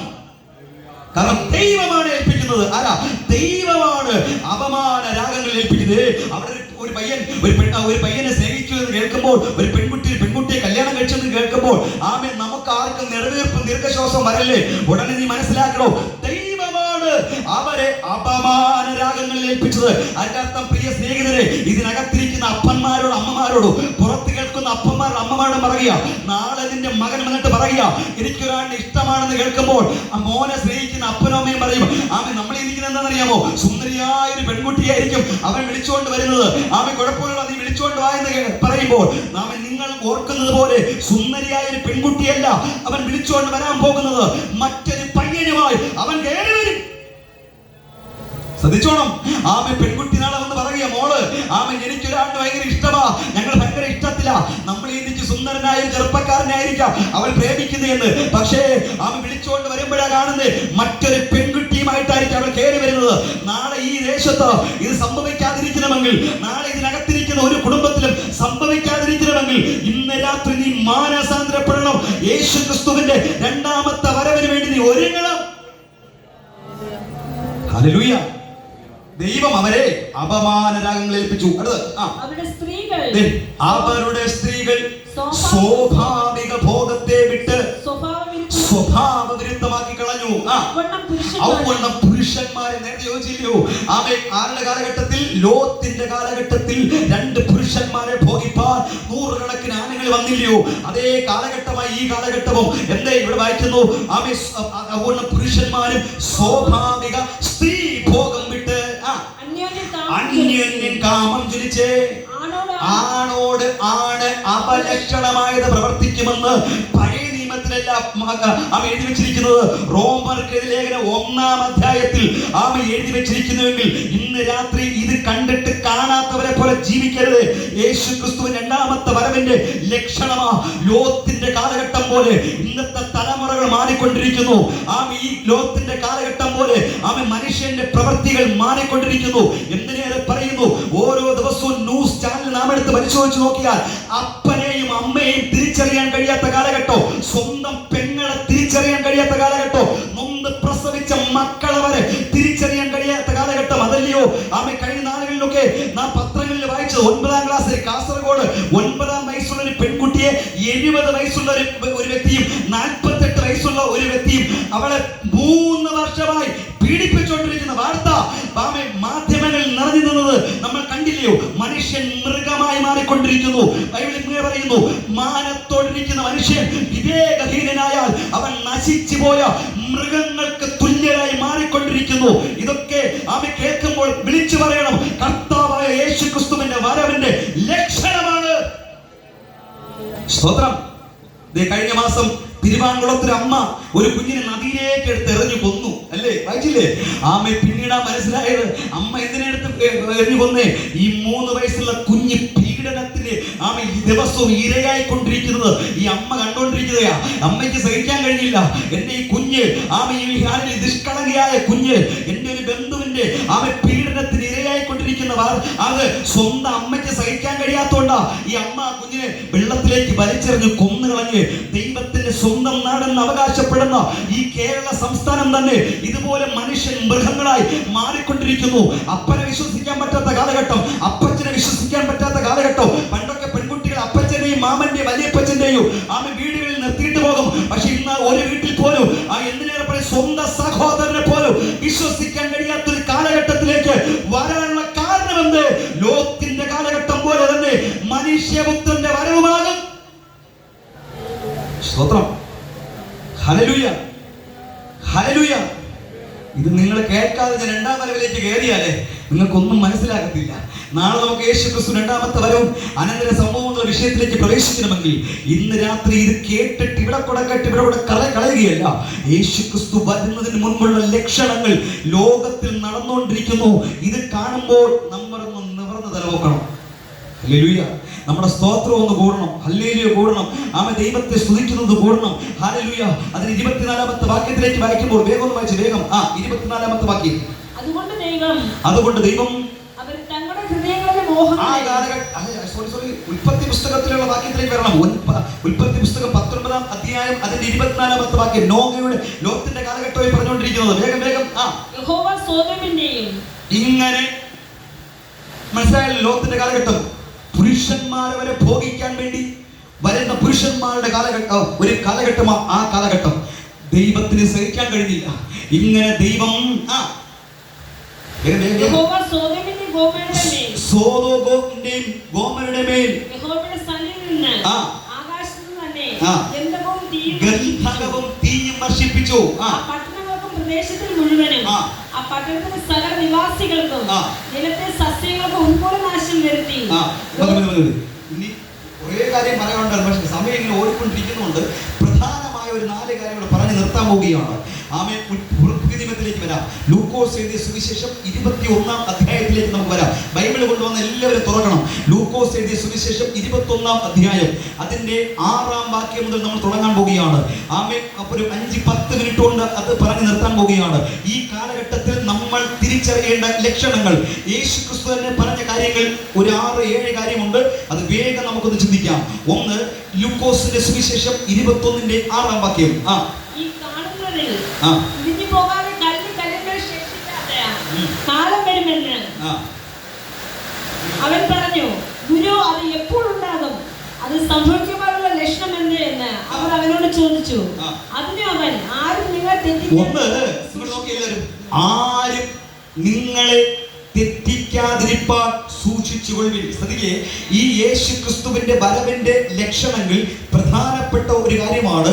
ഈ കാലഘട്ടത്തിൽ ദൈവമക്കളായിരിക്കുന്നവരെ വരെ തെറ്റിക്കുന്ന കാലഘട്ടം എന്ന് പറഞ്ഞാൽ അവിടെ അത്ഭുതമുണ്ട്, ഇവിടെ അത്ഭുതമുണ്ട്, അവിടെ സാരിയുടെ നിറം വിളിച്ചു പറയുന്നു, അവിടെ ഷർട്ടിന്റെ കളർ വിളിച്ചു പറയുന്നു എന്ന് പറഞ്ഞ് മനുഷ്യരിങ്ങനെ അത്ഭുതത്തിന്റെ പുറകെ ഓടിക്കൊണ്ടിരിക്കുന്ന കാലഘട്ടമാ ഈ കാലഘട്ടം. അതിന്റെ അർത്ഥം ഇതെല്ലാം ദൈവത്തിന്റെ ആത്മാവാണോ എന്ന് തിരിച്ചറിയാനുള്ള, ആത്മാക്കളെ കുറിച്ചുള്ള വിവേചനം എന്നുള്ള ഒരു വരം ഇതിനകത്തുള്ള നമ്മൾ പ്രാപിക്കണം. ഹല്ലേലൂയ. യേശുക്രിസ്തുവിന്റെ വരവിന്റെ ഈ പറയപ്പെടുന്നതിൽ 1-ാമത്തെ ലക്ഷണം, ആരും നിങ്ങളെ തെറ്റിക്കാതിരിക്കാൻ സൂക്ഷിക്കണം. എന്ന് പറഞ്ഞാൽ ഇന്ന് സഭകളൊക്കെ ഒത്തിരി വർദ്ധിച്ചു. പക്ഷെ സഭകൾ വർദ്ധിക്കുന്നതനുസരിച്ച് ദുരുപദേശങ്ങൾ വർദ്ധിക്കുന്നുണ്ട്. ചിലർ പറയുന്നു യഹോവ മാത്രമാണ് ദൈവം, യഹോവ സാക്ഷി എന്ന് പറയും. അവർ യേശുവിനെ വിശ്വസിക്കുന്നില്ല, അവർ പുതിയ നിയമം വിശ്വസിക്കുന്നില്ല. അവർ യഹോവ മാത്രം എന്ന് പറഞ്ഞ് വീടാന്തരം കോളേജ് കുമാരിമാർ ഇറങ്ങി തിരിച്ച് ആൾക്കാരെ വശീകരിച്ചുകൊണ്ടിരിക്കുമ്പോൾ ഈ വേദപുസ്തകം അറിയാവുന്നവർക്ക് മാത്രമേ അവരോട് സംസാരിക്കാൻ പറ്റുകയുള്ളൂ. അതിനാണ് ബൈബിൾ വായിക്കണമെന്ന് പറയുന്നത്. ഇതിനകത്തിരിക്കുന്ന എത്ര പേര് എല്ലാ ദിവസവും ബൈബിൾ വായിക്കുന്നവരുണ്ട്? പല ഡോക്ടർമാരും പല എഞ്ചിനീയർമാരും ഹൈന്ദവ സഹോദരന്മാർ എല്ലാ ദിവസവും ബൈബിൾ വായിക്കാറുണ്ട്. ഇതിനകത്തിരിക്കുന്ന ക്രൈസ്തവരെന്ന അഭിമാനത്തോടെ പറയുന്ന എത്ര പേർ എല്ലാ ദിവസവും ബൈബിൾ വായിക്കുന്നവരുണ്ട്? സ്വതന്ത്രം. ചില ആൾക്കാരുണ്ട് എല്ലാ ദിവസവും ബൈബിൾ വായിക്കുന്നവരുണ്ട്. ചോദിച്ചു, ഇന്നലെ ബൈബിൾ വായിച്ചോ? അതെ വായിച്ചു. എന്താ വായിച്ചേ? സങ്കീർത്തനം. ഇന്ന് ബൈബിൾ വായിച്ചു. എന്താ വായിച്ചേ? സങ്കീർത്തനം. നാളെ വായിക്കൂ? അതെ നാളെ വായിക്കൂ. എന്താ വായിക്കും? സങ്കീർത്തനം. കുടുംബ പ്രാർത്ഥന ബൈബിൾ വായിക്കോ? എല്ലാ ദിവസവും കുടുംബ പ്രാർത്ഥന ബൈബിൾ വായിക്കോ? എന്താ വായിക്കുന്നത്? സങ്കീർത്തനം. വാനം തോണ്ടാ സങ്കീർത്തനം, കുറ്റി വെക്കാൻ സങ്കീർത്തനം, കല്ലിടാൻ സങ്കീർത്തനം, കട്ടള വെക്കാൻ സങ്കീർത്തനം, ശവപ്പെട്ടി എടുക്കുന്ന സങ്കീർത്തനം, മൊത്തം സങ്കീർത്തനം. ഈ സങ്കീർത്തനം വായിച്ച് പാടി ഇരുന്നാൽ യേശുവിന്റെ വരവിൽ എടുക്കപ്പെടത്തില്ല. അതിനുവേണ്ടി ഒരുങ്ങാൻ പറ്റില്ല. പല ആൾക്കാരുടെ ബൈബിൾ ബാക്കിയെല്ലാം ഒട്ടിയിരിക്കുക. ഇന്ന് മുതൽ വെളിപ്പാട് പുസ്തകവും ദാനിയേൽ പ്രവാചകന്റെ പുസ്തകവും സദൃശ്യവാക്യവും ലേഖനങ്ങളും യേശു ക്രിസ്തുവിന്റെ സുവിശേഷവും വായിക്കാൻ തയ്യാറായാൽ മാത്രമേ നീ ഇത് കാണൂ. Hallelujah, hallelujah. ഈ സങ്കീർത്തനം മാത്രം വായിച്ചുകൊണ്ടിരുന്നാൽ ഒരിക്കലും നമുക്ക് വളരാൻ പറ്റില്ല. ഈ കാലഘട്ടത്തിന്റെ പ്രത്യേകത, ആരും നിങ്ങളെ തെറ്റിക്കാതിരിക്കാൻ സൂക്ഷിക്കണം. യഹോവ സാക്ഷികൾ. അടുത്ത് മറ്റേ ട്രൂ ജീസസ് എന്ന് പറയുന്ന ഒരു ചർച്ച ഉണ്ട്. എന്നാൽ യേശുവിന്റെ നാമക്കാർ അവർ വേറെ ആരെയും പരിശുദ്ധാത്മാവും ഇല്ല, പിതാവും ഇല്ല. ഈ കൺഫ്യൂഷനിലേക്ക് ജനം പോകുന്നതിന്റെ കാരണം എന്ത്? ബൈബിൾ അറിയാത്തോണ്ടാ. ബൈബിൾ അറിയാമെന്നുള്ളവൻ നെഞ്ചത്ത് ചേർത്ത് വെച്ച് പറയൂ, കർത്താവിനെ ആത്മാവിനെ സത്യത്തിലും എങ്ങനെ ആരാധിക്കേണ്ടെന്നുള്ള വ്യവസ്ഥ ബൈബിളിനകത്തുണ്ട്. ഒരു സഭയല്ല നമ്മെ പഠിപ്പിക്കുന്നത്, ഒരു സംഘടനയല്ല നമ്മെ പഠിപ്പിക്കുന്നത്. ഇത് മനസ്സിലാക്കണമെങ്കിൽ ഒന്ന് ഇത് വായിക്കണം, രണ്ട് ഇത് പഠിപ്പിക്കുന്ന സ്ഥലത്ത് പോകണം. കരമേറ്റി കർത്താവിനെ സ്തുതിച്ച് മഴ വന്നുകൊണ്ടെങ്കിൽ നിങ്ങളോട് മാത്രമല്ലേ പ്രസംഗിക്കാൻ പറ്റൂ. അതുകൊണ്ട് കുറച്ച് ഇങ്ങനെയൊക്കെയുള്ള കാര്യങ്ങൾ പറയുന്നത്. ഹല്ലേലൂയ. ആമേൻ. ഇത് ദേശത്തുള്ളവർ കേൾക്കണം. കാരണം ഈ ചുറ്റും എല്ലാം ക്രിസ്ത്യാനികളാണ്. അതുകൊണ്ട് കേൾക്കേണ്ടതാണെങ്കിലും ഇതിനകത്തുള്ള എല്ലാവരും കേൾക്കണം. യേശു ക്രിസ്തു രണ്ടാമത്തെ വരവിൽ എടുക്കപ്പെടണമെങ്കിൽ ആമേൻ അതിനു മുൻപുള്ള ലക്ഷണം ഇതാ: ആരും നിങ്ങളെ തെറ്റിക്കാതിരിപ്പാൻ എന്ന് പറഞ്ഞ ദുരുപദേശങ്ങൾ പലതും ഇതാ വ്യാപരിച്ചുകൊണ്ടിരിക്കുന്നു. അത്ഭുതത്തിന്റെയും അടയാളങ്ങളുടെയും പിന്നിൽ നമ്മൾ ഓടല്ലേ. 3:2 വാക്യം. യുദ്ധങ്ങളെയും കലഹങ്ങളെയും കുറിച്ച് കേൾക്കും. ഇന്നും കേട്ടില്ലയോ? ഇസ്രായേൽ യുദ്ധം തുടങ്ങി കഴിഞ്ഞു അല്ലേ? മറ്റൊരു ഭാഗത്ത് യുക്രൈൻ യുദ്ധം. ആമേൻ. ഇന്ത്യ കഴിഞ്ഞ പാകിസ്ഥാനുമായിട്ട് യുദ്ധമായിരുന്നു. ഇതൊക്കെ ഇങ്ങനെ വന്നുകൊണ്ടിരിക്കുന്നു. അടുത്ത ആഴ്ചയും വരും, അടുത്ത മാസവും വരും. ഈ യുദ്ധങ്ങളും യുദ്ധശ്രുതികളെയും കുറിച്ച് കേൾക്കുമ്പോൾ നമ്മൾ ചഞ്ചലപ്പെടാനല്ല. ഉടനെ പത്രത്തിൽ യുദ്ധം കാണുമ്പോൾ, ന്യൂസിൽ യുദ്ധം കാണുമ്പോൾ ഉടനെ പറയണോ, ഇത് കർത്താവായ യേശു ക്രിസ്തു രണ്ടാമത്തെ വരവിന്റെ ലക്ഷണമാ. അവിടെ 2 കാര്യങ്ങളുണ്ട്. ഒന്ന് യുദ്ധങ്ങളെയും അടുത്ത കലഹങ്ങളെയും. ഇന്ന് എത്ര കുടുംബത്തിനകത്ത് സമാധാനമുണ്ട്, എത്ര മറ്റേ കുടുംബത്തിൽ കലഹമാ അല്ലേ? അമ്മായിയമ്മ മരുമകളോടും, അമ്മായിയപ്പൻ മരുമകനോടും, മക്കൾ അമ്മയപ്പന്മാരോടും കലഹിക്കുന്ന കാലഘട്ടം. ഇതിനകത്തിരിക്കുന്ന എത്ര പേർക്ക് പറയാൻ പറ്റൂ, ഞങ്ങൾ ഒരുമിച്ചിരുന്ന് ചിരിച്ചോണ്ട് എല്ലാ ദിവസവും ഭക്ഷണം കഴിക്കുന്നു എന്നുള്ളൊരു കാലഘട്ടം? ആലോചനയുള്ളൂ. പണ്ടങ്ങനെയായിരുന്നു. പണ്ട് ഊണ് മേശയില്ലായിരുന്നു, പണ്ട് കസേരയില്ലായിരുന്നു. അവൻ തറയിലിരിക്കും. 7-8, ഇന്നത്തെ പോലെ 2 7-8 മക്കളുണ്ട്. ചിലപ്പോൾ മരുമക്കളും കൊച്ചുമക്കളും എല്ലാം കൂടെ ഇത്രയും ആൾക്കാർ ഒരു വീട്ടിനകത്ത് കാണാം. ചിക്കനും ബീഫും ഒന്നും കാണത്തില്ല. അന്ന് എന്ന് ചെറിയ നാൾ എനിക്കറിയാം. അവൻ 1/2 കിലോ ബീഫാണ് ഞായറാഴ്ച ആഴ്ചയിൽ എടുക്കുന്നത്. ഈ 1/2 കിലോ ബീഫ് കൊണ്ട് എല്ലാവരും സമൃദ്ധിയായി ആഹാരം കഴിക്കും. ഇന്ന് ഒരു ദിവസം 2 കിലോ ബീഫ് മേടിക്കും, വൈകിട്ടാവും വരിക അല്ലേ? എല്ലാ ദിവസവും മീനില്ല എന്ന് പറഞ്ഞ് അരിയുണ്ടാക്കുന്നവരൊക്കെ. മീനിന്റെ മണമില്ലെങ്കിൽ ചോറിനങ്ങാത്ത ആൾക്കാരുണ്ട്. അത് കയ്യൊന്നും വെക്കണ്ട. ഇത് ഇന്ന് ഉള്ള ആൾക്കാരിതാ. പണ്ട് അങ്ങനെയല്ല. ആഴ്ച ഒരു ദിവസം ഇറച്ചി വാങ്ങുള്ളൂ അല്ലേ? ക്രിസ്മസ് ഈസ്റ്റർ വരുമ്പോഴേ കോഴി വെട്ടത്തുള്ളൂ. അതാ പഴയ കാലഘട്ടം. പക്ഷേ ആഹാരമില്ലെങ്കിലും ചമ്മന്തിയും കൂട്ടി കഞ്ഞിയുണ്ടെങ്കിൽ സമാധാനം ഉണ്ടായിരുന്നു. അന്ന് കഴകമില്ല. മക്കളും അപ്പനും മരുമക്കളും കൊച്ചുമക്കളും ഒരുമിച്ചിരുന്ന് ഭക്ഷണം കഴിക്കുന്ന ഒരു കാലഘട്ടമുണ്ട്. പക്ഷെ ഇന്നത്തെ കാലഘട്ടം എന്ന് പറഞ്ഞാൽ ഒരു ഹാളിനകത്താണ് ഇരിക്കുന്നത്. മകൻ അവിടെ ഇരിക്കും, അപ്പൻ ഇവിടെ ഇരിക്കും, അമ്മ അവിടെ ഇരിക്കും. ഓരോ മൊബൈലും വെച്ചിട്ട് ഇങ്ങനെ ഒരച്ചോണ്ടിരിക്കും അല്ലേ? അപ്പനും മക്കളും പോത്തോളം പിടിക്കുമോ? അത് പോത്തല്ല. ഇങ്ങനെ ഇരിക്കുന്നു. ഒരു മരണം വീട്ടിൽ നിങ്ങൾ നോക്കണം. മരണം കഴിയില്ലേ? ബോഡി അവിടെ കിടക്കും. അടുത്തിരിക്കുന്നവരും രോഗിയെ നോക്കി ആശുപത്രി പോകും. സീരിയസ് ആയിട്ട് ഇടക്കിയ രോഗിയെ നോക്കിയാ പോയത്. ആപ്പിളും മുന്തിരിങ്ങ മേടിച്ചോണ്ട പോയത്. അവിടെ ചെന്ന് മൊബൈൽ നോക്കി കുരിഞ്ഞിരിക്കുന്ന കുറെ ചെറുപ്പക്കാര് ഇടക്കിടയ്ക്ക് അറിയാതെ കൊണ്ടുവന്ന മുന്തിരികൾ വിളിക്കണം. ചില ആൾക്കാർ ഫോൺ വിളിക്കുന്ന കണ്ടില്ലയോ? ഫോൺ വിളിക്കാൻ വേണ്ടി പുറത്തോട്ട് ഇറങ്ങും. അടുത്തൊരു ചെടി ഉണ്ടെങ്കിൽ ആ ചെടിയുടെ ഇല എല്ലാം പറിച്ചിട്ടോണ്ടിരിക്കും. 1 മണിക്കൂർ ഫോൺ വിളിച്ച് കഴിയുമ്പോൾ ചെടിയുടെ കാണുകയില്ല. അതാ പറഞ്ഞ ആപ്പിളും മുന്തിരി കൊണ്ടുവയ്ക്കും. എന്നിട്ട് അവിടെ മൊബൈലിൽ കണ്ടിക്കൊണ്ടിരിക്കും. അറിയാതെ ആപ്പിളും മുന്തിരി എടുത്ത് കഴിക്കും. തിരിച്ചു പോകുമ്പോൾ അത് കാണാനുമില്ല. ഇതായി കാലഘട്ടം. സ്തോത്രം. അപ്പനും അമ്മയും ചിരിച്ചിട്ട് അല്ലെ, അപ്പനും അമ്മയും മക്കളുമായിട്ട് ഒന്നിരുന്ന് സംസാരിച്ചിട്ട് എത്ര നാളായി ഇതിനകത്തുള്ള പല കുടുംബങ്ങളും നേരെ നോക്കി ഒന്ന് വർത്താനം പറയാൻ ആഗ്രഹിക്കുന്ന എത്രയോ ആൾക്കാർ ഇതിനകത്തിരിപ്പുണ്ട് അല്ലെ? പ്രായമുള്ളവർ അതിനകത്തുണ്ടെങ്കിൽ പന്ത് കെട്ടുമ്പോൾ അങ്ങോട്ടും ഇങ്ങോട്ട് തട്ടി കളിക്കുന്ന വീടുകളായി കൂടിക്കൊണ്ടിരിക്കുന്നത്. കാരണം ഇവിടെ വായിക്കുന്നത് എങ്ങനെയാണ്? നിങ്ങൾ യുദ്ധങ്ങളെയും കലഹങ്ങളെയും ചൊല്ലി കേൾക്കുമ്പോൾ, കേൾക്കുക മാത്രമല്ല, പല കുടുംബത്തിൽ കലഹമുണ്ട്. കേൾക്കുമ്പോൾ നിങ്ങൾ ഞെട്ടരുത്. എന്തുകൊണ്ട് എന്റെ വീട്ടിൽ ഇങ്ങനെ സംഭവിച്ചു? അത് സംഭവിച്ചു കാരണം ഇത് കർത്താവായ യേശു ക്രിസ്തുവിന്റെ വരവിന്റെ ലക്ഷണമാണ്. 3 വേഗം 10 വാക്യം. 10 രാജ്യം രാജ്യത്തോടും, രാജ്യം രാജ്യത്തോടും ജാതി ജാതിയോടും എന്ത് ചെയ്യും? ഇന്ന് ഏറ്റവും കൂടുതൽ കൊലപാതകത്തിന്റെ പേരെന്നറിയാമോ? തമിഴ്നാട്ടിലൊക്കെ ചെന്ന് കഴിഞ്ഞാൽ ജാതിയുടെ പേരിലാണ്. ഒരു പെൺകുട്ടി അടുത്ത ജാതിയിൽപ്പെട്ടവരെ പ്രേമിച്ചാൽ ഈ പെൺകുട്ടിയുടെ അപ്പൻ അവിടെ ചെന്ന് അവനെ വെട്ടിക്കൊല്ലുക. കേരളത്തിൽ തന്നെ നടന്നില്ലയോ അല്ലെ കൊലപാതകങ്ങൾ അല്ലെ? ജാതി ജാതിയോട് എതിർക്കുകയാണ് എന്ന് പറഞ്ഞ ജാതിയുടെ പേരിൽ കലഹങ്ങളും കൊലപാതകങ്ങളും മതത്തിന്റെ പേരിൽ നടക്കുമ്പോൾ നിങ്ങൾ എല്ലാവരും ഓർത്തോണം, ഇത് കർത്താവായ യേശു ക്രിസ്തുവിന്റെ വരവിന്റെ ലക്ഷണമാണ്. രക്ഷിക്കപ്പെട്ടവർക്ക് ജാതിയില്ല, മതമില്ല, വർഗമില്ല എന്നൊക്കെ പറഞ്ഞ് സ്തോത്രം പറയുന്ന പലരും ഇതിനകത്തിരിപ്പുണ്ട്. പക്ഷെ കല്യാണം വരുമ്പോ അറിയാം ആരുടെ കല്യാണം വരും? സ്വന്തം മക്കളുടെ കല്യാണം വരുമ്പോൾ അറിയാം ഞാൻ എന്റെ ജാതിയാണ് കേട്ടോ. ആ ജാതിയിൽപ്പെട്ടവരെ നോക്കുന്നത് അവർ രക്ഷിക്കപ്പെട്ടവരൊന്നും അല്ല. ഇയാൾ ആരും വെച്ച് കേട്ടത് ചോദിച്ചത് മഴയായതുകൊണ്ട് ഞാൻ കുറച്ചുകൂടെ തുറന്ന് പറയുകയാണ്. ഹല്ലേലൂയ.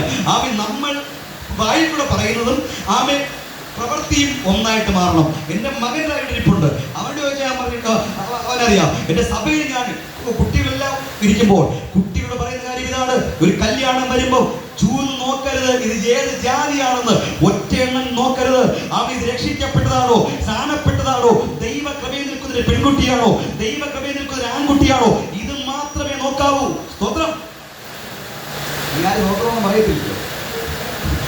അല്ല, മറ്റൊരു കിടക്കുന്നെങ്കിൽ ഏത് ആമേൻ നിങ്ങൾക്ക് ജാതിയില്ല, മതമില്ല, വർഗമില്ല, വർണ്ണമില്ല, നിറമില്ല എന്ന് പറഞ്ഞിട്ട് വീണ്ടും അത് കിടക്കുന്നെങ്കിൽ നീ യേശുവിന്റെ വരവിൽ എടുക്കപ്പെടത്തില്ല. ഇവിടെ കിടന്ന സ്വോത്രോ കല്ലിയിലേക്ക് പാടി തുള്ളാന്ന് മാത്രമേ ഉള്ളൂ, അല്ലാതെ അങ്ങോട്ട് പോകത്തില്ല. കാരണം എന്ത്? അല്ലാത്തവരും അത് തന്നെ ജാതിയുടെ പേരിൽ, മതത്തിന്റെ പേരിൽ അവർ വഴക്കുണ്ടാക്കുമ്പോൾ ഇന്ന് പല സഭകളിലും ജാതിയുടെ പേരിൽ രണ്ട് ചേരിയ, പല സഭകളിലും കമ്പം പടിയും വെച്ചുകൊണ്ട് നിൽക്കുന്നതിന്റെ കാരണം എന്ത്? അവിടെ യേശുവില്ല. ജാതിയുടെ പേരിൽ വഴക്കും കമ്മറ്റിയും അടിയും പലർത്തുണ്ടാകുമ്പോൾ നമ്മൾ കാണിച്ചു കൊടുക്കണം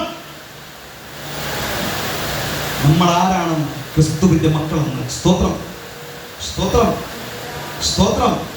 ഞങ്ങളുടെ വീടിനകത്ത് ജാതി സംസാരിക്കാറില്ല. എന്റെ മക്കളെ സ്കൂളിൽ ചേർത്തപ്പോൾ ജാതി വെച്ചിട്ടില്ല. നെഞ്ചത്ത് കൈവച്ച് ഈ പ്രസംഗിച്ചുകൊണ്ടിരിക്കുന്നത്. എന്റെ മക്കളെ സ്കൂളിൽ ചേർത്തപ്പോൾ ക്രിസ്ത്യാനി എന്ന് മാത്രമേ വെച്ചിട്ടുള്ളൂ, അല്ല ജാതി വെച്ചിട്ടില്ല. കാരണം അവന്റെ ഗവൺമെന്റിന്റെ അവന്റെ സർട്ടിഫിക്കറ്റ് കൊണ്ടല്ല എന്റെ മക്കൾ അനുഗ്രഹിക്കപ്പെടേണ്ടത്. ആണോ? പിന്നെ ഞാനും ഈ ബൈബിൾ എടുത്തിട്ട് പിന്നെ പ്രയോജനമില്ലല്ലോ. ഇത് രഹസ്യമായിട്ട് നമ്മളെല്ലാം ചെയ്യുകയും ചെയ്യും, പരസ്യമായിട്ട് എന്ത് ചെയ്യണം? നമ്മൾ ദൈവ മക്കളാണ്, നമുക്ക് ജാതിയില്ല, മതമില്ല, വർഗമില്ല, വർണ്ണമില്ല എന്നൊക്കെ പ്രസംഗിക്കുക മാത്രമല്ല നമ്മുടെ ജീവിത അനുഭവത്തിൽ കൂടെ കൊണ്ടുവരണം. കരമെഴുത്തി കർത്താവിനെ സ്തുതിച്ചേ. ജാതി ജാതിയോടും രാജ്യം രാജ്യത്തോടും എതിർക്കും. അടുത്ത 4 ക്ഷാമവും നിങ്ങളുടെ യുദ്ധം, ക്ഷാമം, മഹാവ്യാധി. ആ സമയം തന്നുകൊണ്ട് വ്യാഖ്യാനിക്കുന്നില്ല, അവിടെ ഉണ്ടാകും. അടുത്ത് 5 ഇന്നലെ കണ്ടു ഒരു ഭയങ്കര കാഴ്ച. ഇതിനെ കണ്ടില്ലേ? അങ്ങനെയാണ്. എന്ത് കാഴ്ചയാണ്? ഒരു വിമാനം പറന്നുയർന്നു, പക്ഷേ അത് നിലം പതിച്ചു. കേരളത്തിലെ ഒരു പെൺകുട്ടി അടക്കം 290-ലധികം യാത്രക്കാർ, ഒത്തിരി സ്വപ്നമുണ്ടായിരുന്നവർ, അല്ലേ, ഒത്തിരി പ്രതീക്ഷ ഉണ്ടായിരുന്നവർ, അവർ പൊലിഞ്ഞുപോയി. ഭയങ്കര കാഴ്ച. ഇതൊക്കെ കാണുമ്പോൾ നമ്മളെ നിവരണം. എന്തിനാ? കർത്താവായ യേശു ക്രിസ്തുവിന്റെ വരവിന്റെ ലക്ഷണമാണ്. ഇത് പറയാൻ ഈ കൺവെൻഷനിവിടെ വെച്ചിരിക്കുന്നത്. നിങ്ങൾ എന്തിനാ ഇവിടെ കൊണ്ടുവന്നറിയാമോ? എന്തെങ്കിലും യേശു കടലിൽ കൂടെ പോയ കാര്യം പറഞ്ഞ്, അത്ഭുതം പറഞ്ഞ് നിങ്ങളെ തുള്ളിപ്പിക്കാൻ വേണ്ടിയല്ലേ ഈ കൺവെൻഷൻ വെച്ചിരിക്കുന്നത്? യേശു ക്രിസ്തു രണ്ടാമത്തെ വരവിൽ നാളെ കേൾക്കുന്ന ആ മെസ്സേജ്, യേശു രണ്ടാമത്തെ വരവിൽ ചിറകടിച്ച് പറന്നുയരണമെങ്കിൽ ഈ ലക്ഷണങ്ങൾ നമ്മൾ തിരിച്ചറിയണം. പ്രാർത്ഥനയുടെ ശക്തി ഒന്ന് കൂട്ടണം. വിശുദ്ധിയുടെ വിശുദ്ധീകരണം എത്രത്തോളം വിശുദ്ധീകരണം നയിക്കാമോ? പക്ഷെ നാളെ ഇവിടെ കൺവെൻഷൻ ഉണ്ടാകുമെന്ന് പറയാൻ പറ്റില്ല, നാളെ ഞാൻ ജീവനോട് ഉണ്ടാകുമെന്ന് പറയാൻ പറ്റില്ല, നാളെ നിങ്ങൾക്ക് ഈ ആരോഗ്യം ഉണ്ടെന്ന് പറയാൻ പറ്റില്ല. അതുകൊണ്ട് ഈ ആരോഗ്യമുള്ളപ്പോൾ എത്രത്തോളം ദൈവത്തെ പ്രസാദിപ്പിക്കാമോ അതിന് നമ്മൾ തയ്യാറാകണം. അടുത്ത് ഭയങ്കര കാഴ്ചകൾ. ഭയങ്കര കാഴ്ചകളും ആകാശത്ത് മഹാ ലക്ഷ്യങ്ങളും ഉണ്ടാകും. ഇതെല്ലാറ്റിനും മുൻപേ. ഇനി 12ാമത്തെ വാക്യം. സമയമില്ല, വേഗം. ഇത് തീർച്ചയായിട്ടും എല്ലാറ്റിനും മുൻപേ യേശുവിന്റെ നാമം നിമിത്തം പ്രാർത്ഥിക്കാൻ വേണ്ടി കൈവയ്ക്കുന്നല്ല, നിങ്ങളുടെ മേൽ കൈവച്ച്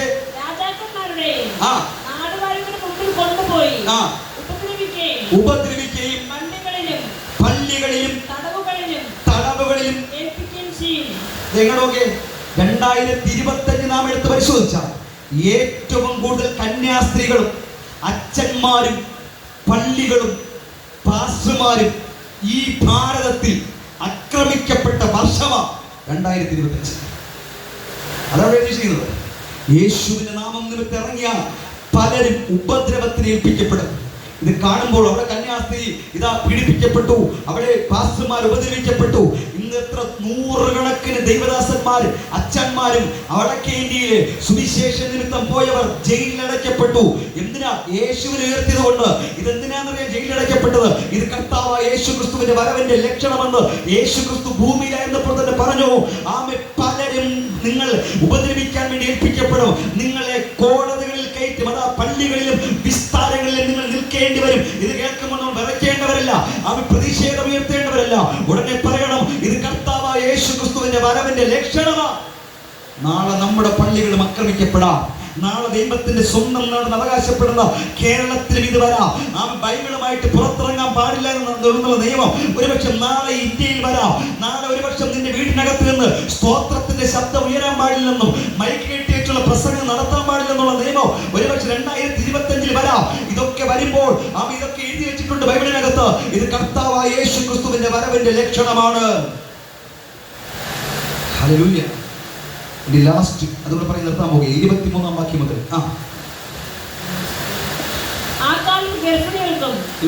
ആ കാലഘട്ടത്തിൽ ഗർഭിണികൾക്കും മുല കുടിപ്പിക്കുന്നവർക്ക് അയ്യോ കഷ്ടം. ഈ ദേശത്ത് വലിയോ ഞെരുക്കവും ജനത്തിന്മേൽ ക്രോധവും ഉണ്ടാകും. അവർ വാളിന്റെ വായ്ത്തലയാൽ വീഴുകയും